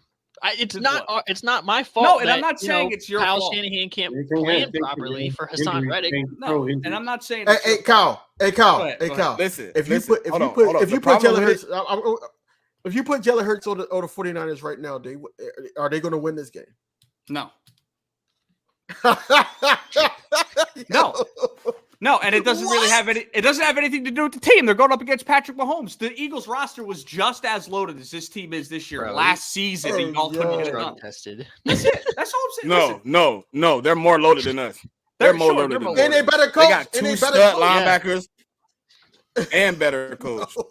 They have all Yeah. pros at every single position, essentially. Bull said, no. He's in the perfect. He want Brock Purdy to get. perfect He want Brock situation. Purdy to get flowers, but don't want to give Jalen none. You see how this I works? gave We Jalen would be- Hurts love last season. I said Jalen Hurts was not a top 5 guy. He made it to the Super Bowl. I said he's a top 5 guy. I gave him my love. If Jalen Hurts was on the Niners, we'd be talking about him like Pat Mahomes. Do you think No, we if would not. Because if he was on the Niners, you guys wouldn't be as such a big a fans as him, and you'd say he's only winning because of that roster. You know damn well that that's true. well, this is where politics come into play? Because No. do you believe that Brock Purdy will still be this way if he was to get a bag? No, because the roster would come down. That's what I'm saying. So he's reliant, in this situation that he has all that talent around him. They about to really find out how good they're gonna be right now. That's why they so all in right now, because they got a lot of guys that they ain't gonna be What they able to gonna re-sign. do next year? You know what I'm saying? Yeah. So Don't they got to Yeah. pay Brock Purdy next year? They gotta pay Purdy No, I next year, still right? think they he got got another one more year. Yeah, they got one more year. Yeah. Yeah, He gets- they can't touch No. the contract. He gets 4 years, but his what's it called? Not gonna let him play on that 4th year. They gonna have to extend that man. Yeah, they'll be smart too, but I forgot Just like because Jalen. he got Just a like first round Jalen. pick. Jalen. Nah, But Jalen was drafted in last round, so 2020. he only get 4 years on that contract. Next year, Yeah. that's what I'm saying. only He thing got with paid that, this though- year with a 4th year of his deal left. The only thing with that though is that it won't kick in until like year 4 The following or year. year 5 because Mhm. he'll That's still be crazy. on the books Yeah. for that initial rookie deal, and then the new deal will kick in the year after. So they'll still have like a 2-year window where they can get away with him being like bottom barrel salary, but after that, yeah, it's gonna be Hey, the money and fame change people. Oh, I got a yeah. question for Kyle. The Kyle, I got a question for you. the Brock listen, no, When listen, he- like when the he- Brock. Way. Go ahead. Hold on, real quick. Go ahead. Right now, if Brock Purdy was up for his contract, right? Do you think their first offer is top money? No. No. Mm-mm. No. I'm not saying he's a top guy. I'm just saying I feel like people think he's getting carried when he's doing more than what they're asking him to do. That's all I'm saying. That's all. He did extra in the playoffs. He extended plays on his own. If Jimmy Mason G Price- is in those games Yeah, he these last wouldn't. 2 weeks, they lose. He'll throw interceptions. He'll It throw would- interceptions. no, it would've been a Jimmy G- different- It would have been a different game plan, Kyle. Dialogue. See, when we George? played them in 21 when Jimmy G came to Dallas, Jimmy G tried to give us that game, bro. It was so many situations when he threw interceptions or almost threw pick sixes. We didn't capitalize on that. When we played the 49ers, man, like Brock Purdy, it's hard to get turnovers. Like even the turnovers, most of the turnovers, like I seen plays where he got a lot of luck on his side too. Because there was so many picks that should have been picked that wasn't. Mhm. And I'm like, this dude got that Brady look, man. That Brady look is on him, man. Like, if he wins, he got that Brady look, man. They only give that look to Patrick Mahomes, Tom Brady, and then eventually Brock Purdy. They're untouchable. It's like the football guys want him to win. They don't be pissed off. if they win. Somebody gotta lose the Super Bowl. Somebody gotta lose the Super Bowl. It's So going. they can't- I think it's going. they to can't- It need to be Brock Purdy, bro. Oh, I know y'all don't like the Chiefs because y'all played them in the Super Bowl, bro. Oh no! I want Brock. I want. See me. I'm on record saying that I want Patrick Mahomes to win because Okay. I want us Eagles to be the one that slay the dragon. That's what I'm Yeah. on record saying. Yeah. So You don't want I'm the all 49ers for to- it. Y'all think No, I don't want Cowboy the fans are annoying?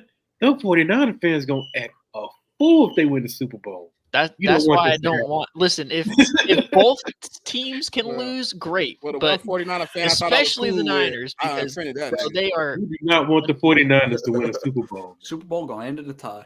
Oh my God. No, that would be crazy. That would be crazy. That'd be the worst thing that could ever happen if the 49ers win a Super Bowl. Can it? It would be the worst thing ever. I don't know. They've been trying to get 6 for 29 years. They've Y'all been trying to get get 6. 7 for 28 years. You know what I'm saying? They've been trying to get the I 6 don't know. for 28 years. They gonna act a fool, man. Yeah. And we know how annoying the fans are.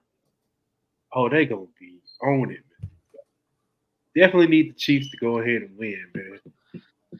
I just like seeing legacy shit, so I'm gonna pull for Patrick Mahomes. Yeah. I like seeing the accolades stack for a lot of guys. No. Taylor Swift is going to be in the crowd. I think that it's going to make for good content. Whereas though the Super Bowl halftime show come on, Chiefs win, confetti drop, Travis Kelce probably even propose to her or whatever, and then she does the Super Bowl after show.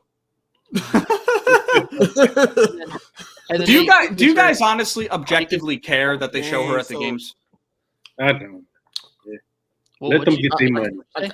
No, I hate I that they kinda that do. shit.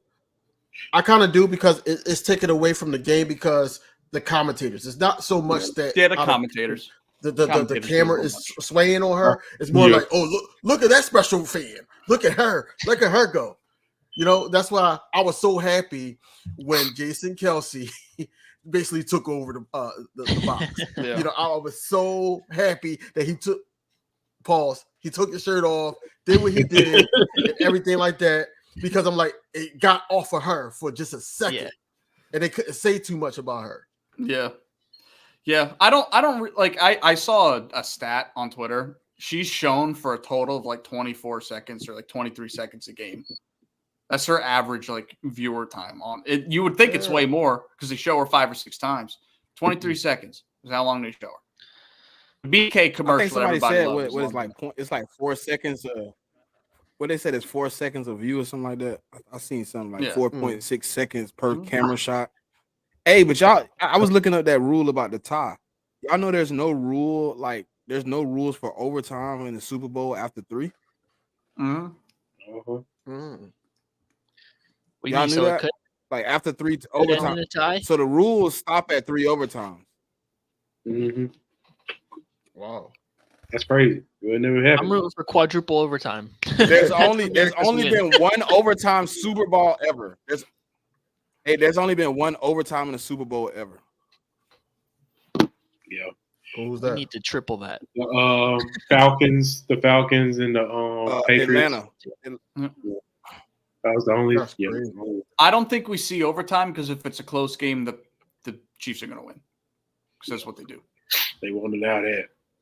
That's true. But like I can stomach the Chiefs winning. I can stomach it. Niners though? Yeah. No shot. They can't have nothing. Yeah. Oh man. But the Niners do come Yeah, out they with the are. victory. Let's just say, hypothetically I don't speaking. want to put that. Now they got a target on their back, Yep. Oh yes. and then we got to Most see how Kyle's boy Brock Purdy do with the target on his back this time.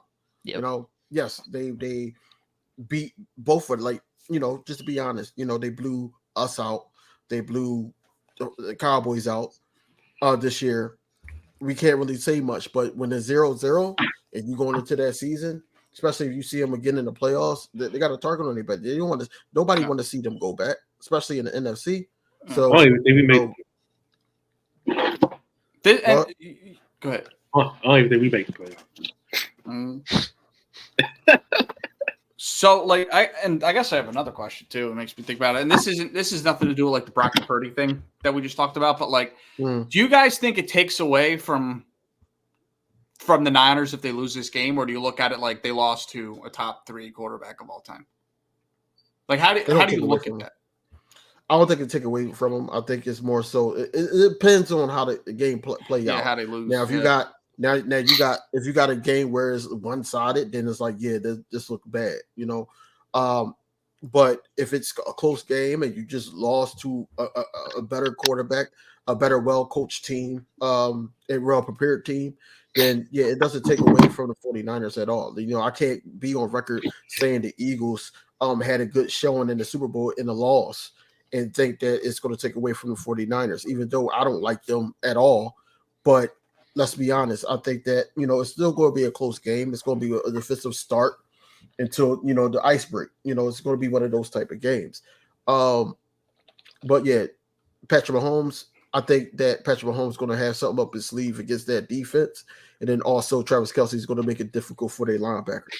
Mm-hmm. If they lose in the Super Bowl, it's gonna break them. I don't think so. Man, they haven't won one, bro. They've been going to NFC Championship games, to Super Bowls all this time, and they haven't won. They've been stuck at 5, just like us. That fan base want a Super Bowl win. They not satisfied with just making it. They want to win the game. I think a lot of it comes down to who you have on your coaching staff, depending on what you're going to do the next season. I mean, you look at, Kyle Shanahan's already been through some horrific fucking shit. I mean, he was on that team that blew that lead to the Patriots, and he's still able to stomach a loss. Like, I think they'd be fine. Like, I think it'd be different than what the Eagles did, just because Nick Sirianni just isn't. You know what I'm saying? Like, I feel like a lot of it has to do with coaching and who you have, based off of what you're going to do after a Super Bowl loss, if that makes sense. Elaborate on that. No, like I think either way, your team's going to go into the season wanting to win. But I feel like the morale of the team after a Super Bowl loss has a lot to do with what you have at coach.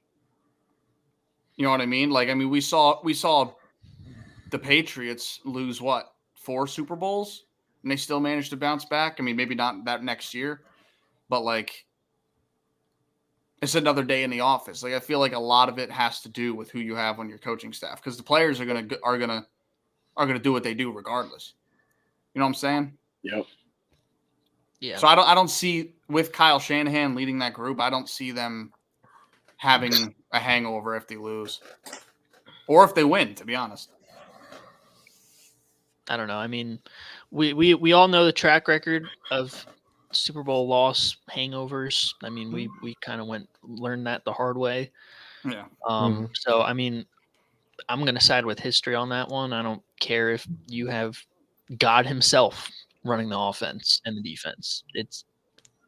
There's gonna be a fall off from just getting that close and then having to go all the way back to the bottom of the mountain and restart the journey. But yeah, I mean, it's tough. So let me ask y'all. Well, no, it's probably too soon. I'll wait till next week if we, collab again or anything to ask for score predictions. Oh, I already have mine. 2017 Chiefs. I think it's low scoring. I think it's going to be something like 14-14 at half. KC's going to do what they do all season, shut out the Niners, keep them to 3 in the second half, and the Chiefs are going to do just enough. Oh. Well, the Niners keep them. Ew, is that what I sound like? Gross. I can't listen to myself. Yeah, no, I don't have an exact score prediction for you just yet, but I do think the Chiefs win. Yeah. It's gonna be a low score. I think they're gonna take care of business. And they're pissed. Being underdogs again, they're pissed. Well, think about the stat. Pat Mahomes at the spread. He's like 11-1-1. They feed off it, man. They feed off of being underdogs too. They like this shit. Facts. They always go, especially Kelce. Oh, when they win, he gonna be like, man, people doubted us and all that shit. He do that shit every time they win. Mm-hmm. Yeah, I do think it's crazy the conflicting stats that I saw to like pick this game. There was that one, the Pat Mahomes at the spread one. Then there was like the 49ers in the the 7th time now that they've made the Super Bowl. the times that they've won the NFC Championship, opponent that they beat had blue in their logo, in their branding, and the other 2 times they lost and they beat the Lions. So now it's like, oh well, they might win. But yeah, no, this is going to be crazy. But I think the Chiefs take care of business. You know what? You know how I always say, like, and Anthony knows this. You guys don't really know because I've talked about it a lot on the show. You know how Jared Goff is incredible in a dome compared to outside. You know Mahomes has only lost 1 game in his career in a dome. 1 game. That was an Indy. Yeah, I think so. It don't get brought up because his stats outside of the dome ain't bad. But when you look at Jared Goff outside the dome, he sucks. Yeah. Yeah. It's bad. It's like night and day with him. Yep. Yeah, probably. Yeah, One and loss. they only have 3 outdoor games next year. The Lions. Yeah. Yo. Number 1 seed from. How many? They didn't have that many this time. They didn't have that many this year. The Lions better be ready because they got a target on their back now. People ain't gonna be taking them lightly. Yeah. I think they got the right coach to be ready for it. He just need to get out his crazy ways. Do y'all think those were bad play calls? Other than obviously the run on 3rd down in the last minute was a bad play call, but I don't blame him for the 4th downs. And then I still feel like in that situation though, you got to take the points. Yeah. I understand where he's coming from, and you want to just absolutely put the game away and put the dagger in them, but like psychologically getting the points. Think about how that swings the momentum of the game. Yeah. Like you, sure, you ate up a lot of time off the clock, and you only got 3, but it's better than getting nothing. They left 6 points on the board, and they could have stopped a lot more bleeding if they just used their head and took the field goal. But that's how they got to this point. MCDC does not kick field goals. That's what I was gonna say. Like that. Like I can stomach it as if I were a player, I could stomach my coach making the same decision in a big moment than he did all season rather than changing who he is. Like that was the biggest problem we had with Brandon Staley. Remember, Brandon Staley won 11, 12 games. And then he changed his philosophy right going into the playoffs. Like, so I don't really blame MCDC for going for it on those 4th downs because he was consistent to what they've done all year. And they practiced that shit. And I saw this on Twitter too. Like, it's not like he made that decision in that moment. That was a decision that they made early in the week when they were coming up with the play. When they were coming up with the game plan. You know what I'm saying? That's the reason why they lost to us, though. I mean, I was at the game, bro. And I saw that he should have kicked the field goal after they didn't get it. Yeah, I agree with that. After not getting it, I feel like that was an ego call. Because I saw how my team was moving. If we would have went to overtime, we would have lost that game. Mm-hmm. That was just the feeling on itself. Yeah. Twiz absolutely agree. The Gibbs fumble and then the luckiest catch that I've ever seen ever. Wow. That was wild. Mm-hmm. That's what tipped that off for them. Sometimes it's better to have luck than be great. Yeah, I was convinced. Like I'm ready for Chiefs Lions Super Bowl. Yeah, that would have been the People's Super Bowl. We all thought that was gonna happen. I did. Man, Lions fans, bro, they were so sick.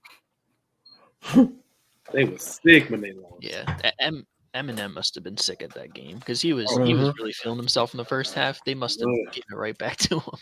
Mm-hmm. Gosh, bro. I mean, your team hasn't made it past, like, haven't won a playoff game since '91. Yep. You haven't made it that far. Like, that's crazy, man. And then you were leading. You had the game sold up, and they came back and beat you. It was up 24/7. They played not to lose. That's what that doesn't work. Yeah. It's just wild, man. But at least they got their OC back. Because I thought their OC was going to go to Washington. Man, them Commander fans, they thought he was going to be in there. Jobs open every year. They got more than the OC back, too. Who else they got back? They got Glenn back, too, right? They got Glenn. They got Glenn back. He came out and said he's there. Mm-hmm. Oh yeah, I already. Hey, But I hold had on, already said. real talk. We Eagles. We NFC East. Let me ask a real question. Do y'all think the Commanders was that unappealing that coaches was willing to just stay at home? Man, they fan base was sick, bro. They were like, man, nobody want to come to us. But I think it was more to do with the ownership, and Yeah. I'm like the right. everybody, like I was just talking about, like I'm a Josh Harris fan, and he sucked at ownership. Honestly, he really do. I just think it's the ownership there. I think that it's more so.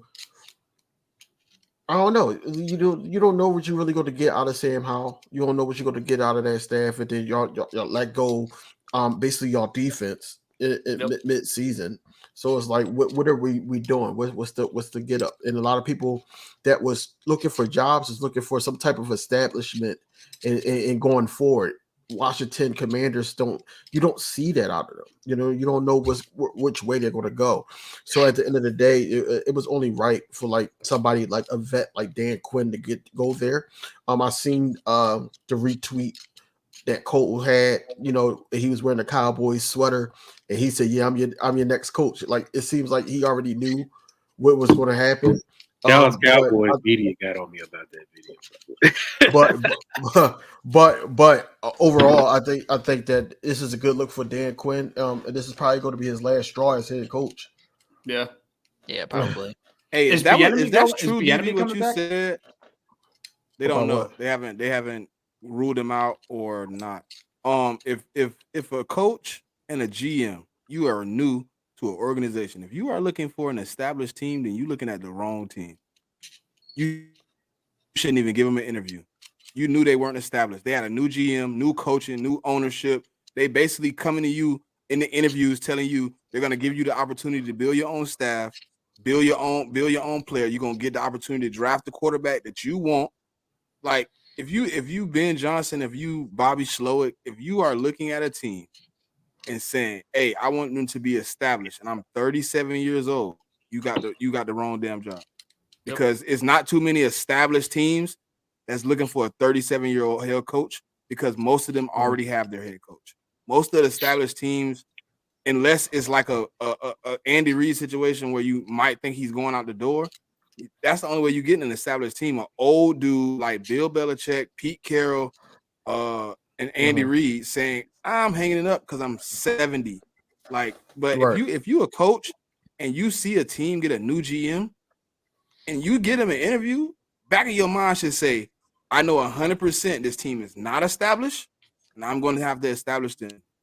To me, that's what I would want as a younger coach. I want to build a team, so when I do get older, guys can look back to me joining the Commanders and say, "Man, look, they was a 4-win team. He took them to a 10-win team. He took them to a 9-win team. He made the playoffs 3 or 4 times with that team." Like, you don't have to go to the Commanders to stay forever, but it could build your resume. Dan Quinn don't need to build his resume right now. Dan Quinn was the last option because Josh Harris wanted somebody young and innovative, so he don't go back to that old school, let's run the ball 1,000 times like Derrick Henry. No. They wanted claim somebody young. the media there claimed that Dan Quinn moved up the ladder in their process of interviewing. I mean, because of his interview, they was intrigued by him. I think it's bullshit, but but yeah, they pretty much trying to, like, I think he moved up the ladder. He moved up the ladder because Ben that was the guy Johnson they was could like, interview. Yep. He moved up the ladder because that's the guy they could interview. Everybody else was holding them off. Wait. Ben Johnson called him mid-flight. No, I'm good. I'm staying. And they was already about They to thought hire. they had their guy. That's Washington. Aaron for you, Glenn, man. right? They was interviewing Aaron Glenn too, right? Glenn, yeah. That's Washington for you, man. Like, Yep. Everything go crazy with them. But we'll see how they are with Dan Quinn. I got a question just because I thought about it and I think it's funny, and I could be completely wrong. Is Nick Sirianni just Adam Gase with a good attitude? That's the vibes, man. I'm I'm just waiting for. Hold on, somebody did to Adam respond. Gase ever do? Hold on, when Adam Gase, what was Adam Gase doing before? Did he Not a do damn thing. anything when he was a head coach? He never had the opportunity to do anything, right? I wasn't that serious of a question. I was- No. No, I'm asking because it's like I don't, bro. Honest to God, truth, I don't remember Adam Gase like really doing shit. Like all I remember him doing is getting on the Jets, everybody complaining off the Jets. Like that's what I remember. They took Ryan Tannehill to the playoffs. He did do Yeah. that. But no. Shout out I'd, Adam I'd, Gase. I'd say no. How fast the organization have turned on Sirianni after 1 year? That's crazy. That's crazy I because guess they getting on him weren't- because they like, what does he do? I just think it's obvious at this point that Steichen was the guy in the room and Nick Sirianni's just y'all groupie. I want to say a groupie. He was, but like they said, he was the motivator. He was the guy that to get people. You know, you need that type of coach. Yeah. In the room, and then also offensive play calling, not the whole thing because Shane Steichen had the keys. Like certain things, like when he was like, "I know what the f I'm doing," he called that play. He made that decision. Certain decisions that he made, like when we went for it on 4th down and we didn't get it against, I think it was the Buccaneers in the playoffs. He called that. He made that gutsy call. I think that he was calling certain plays like the tush push, of course. That's all him when to go for it, when not to go for it.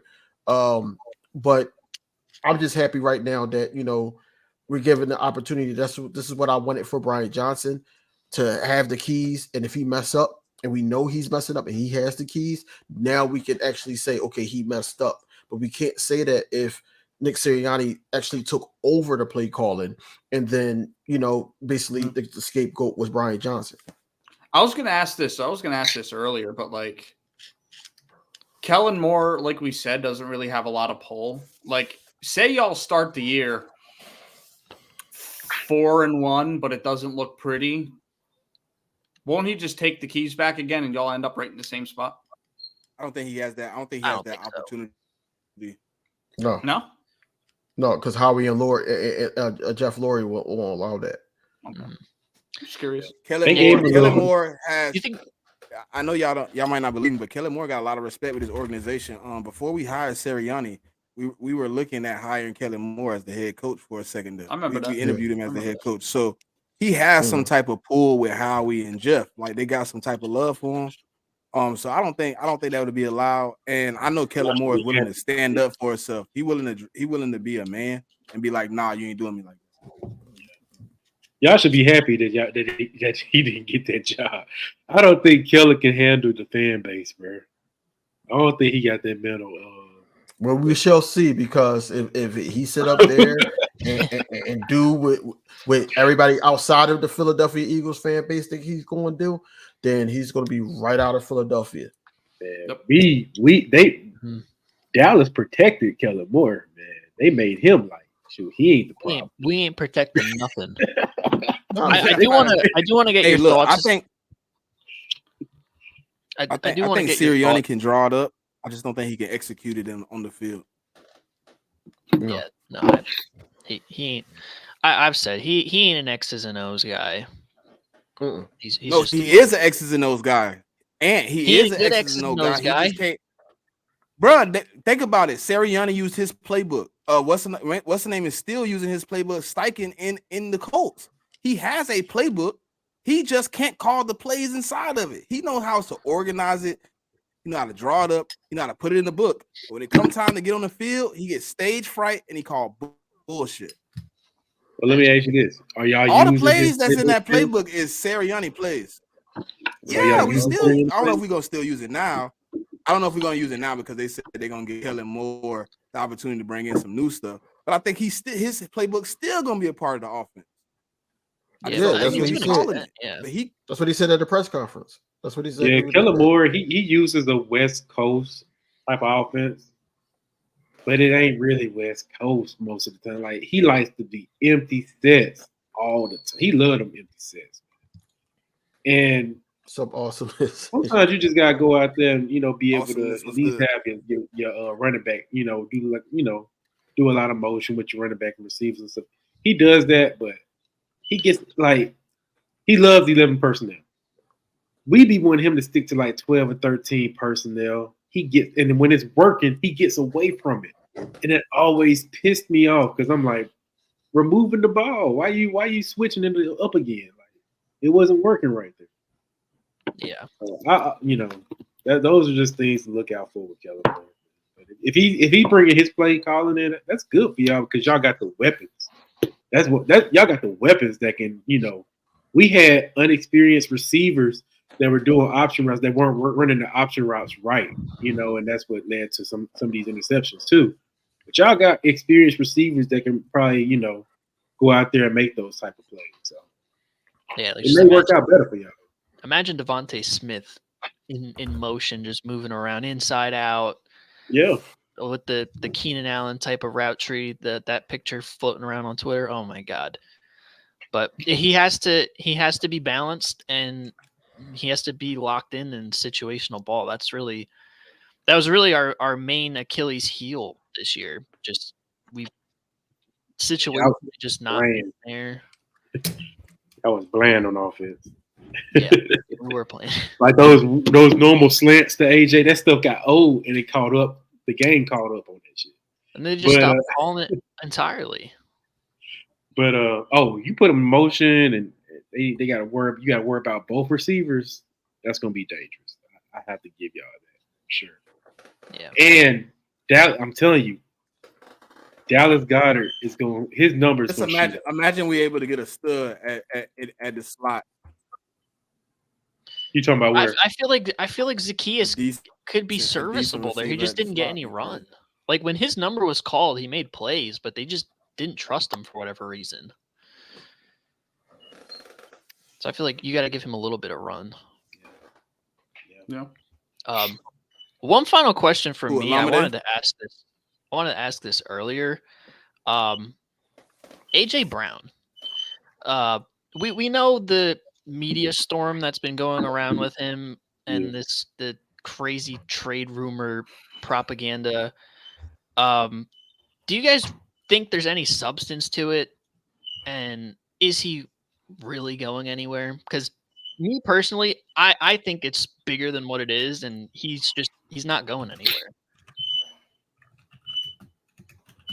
I think that if shit starts off rocky next year, it's going to cause a lot of problems. I don't think it's a problem now, but if we're 3 games in, y'all are sitting at 1 and 2, and the offense can't get going, then I think it's a question. I don't see AJ Brown going anywhere. I think that it would be dumb to trade him. Big part of our offense. Guy basically broke records both years that he was with the team. Yeah, I just think that he never came out and actually said what the Eagles fan base wanted him to say. But I felt like that it was a lot to read into when you're looking at these interviews. He's more frustrated with the media, keep asking him about certain things. I think he's trying to stay away from negativity. I think he's trying to clear his headspace for the upcoming season. He did say that he enjoyed playing with Devontae Smith. I think that he's looking at when Kay Adams asked him about the locker room, he basically put himself in there, basically saying that we gotta not dwell on what happened, but how could we move forward? I still think that he's still an Eagle in his mindset, but overall, I just think that with the trade rumor, it's ridiculous at this point. You're not going to sit up there and just trade a captain, somebody that boosts your team. Yes, we did have a wide receiver 1, but now we got AJ Brown to the point where we got 2 of them. Now the downfall is we don't do anything these upcoming years. We still got to pay both of these guys. So there's like that's the whole thing about it. AJ Brown, I feel like that AJ Brown is in a space where he wants to just prove it on the field and play ball and get back to playing football. Yeah, How many years he got on his contract? Yeah, I completely agree with DV. I mean, he's said it on social media. He said it to Eagles beat reporters that he needs a cleanse from social media, and like that's completely normal. People do that all the time, and I completely understand it. So for him to be standoffish to an extent with the media, I get where he's coming from. Mhm. I just don't understand everybody saying, "Oh, he's getting traded. He doesn't want to be here." All that stuff. It's not about that. He's sick of the media because anything that he says, he's immediately the bad guy, and it just makes absolutely no sense. And exactly, Twist says $41 million dead cap hit. That does not make sense. Right. Yeah, I didn't think y'all had that much bad, media rap. I thought we had it bad in Dallas, man. No, Nobody's safe anymore. Nobody's safe. Smitty, what do you think? Final thoughts. I knew they was gonna ask me. Bro, I'm just here so I don't get fined, bro. I gotta hear it, For bro. real, bro. I mean, dog, listen. I don't know. I don't care. I'm a Philadelphia Eagle fan. AJ Brown or not. Period. I respect that. The All right, listen. All right, let's wrap this shit up. We all got to get some shit done. Go to sleep, whatever we got to do. Yeah. Listen, I appreciate y'all three joining us today. It was fun as hell. We talked about more shit than the Eagles because when we talk about the Eagles, I sit back and let y'all do y'all thing. Yeah. But listen, it's been a day one podcast. We're here with Inside the Nest, Cole's Cowboy. We really appreciate it. Make sure you guys, yes. Make sure you guys tell a friend to tell a friend. Whether you're on a boat, a bus, or a plane, you can get the day one pod content wherever you're at because your broke ass can afford Sprint Mobile and get unlimited data. So make sure not only day one podcast, but Inside the Nest, Inside the Nest, Cole's show. Yes, sir. Yeah. So get You your can get broke ass anything. over to Sprint Mobile wherever you're at. Sign up for the unlimited plan. Watch the content wherever you're at. All right. But for now, Kyle, Anthony, all the homies down below. Catch y'all later. Peace.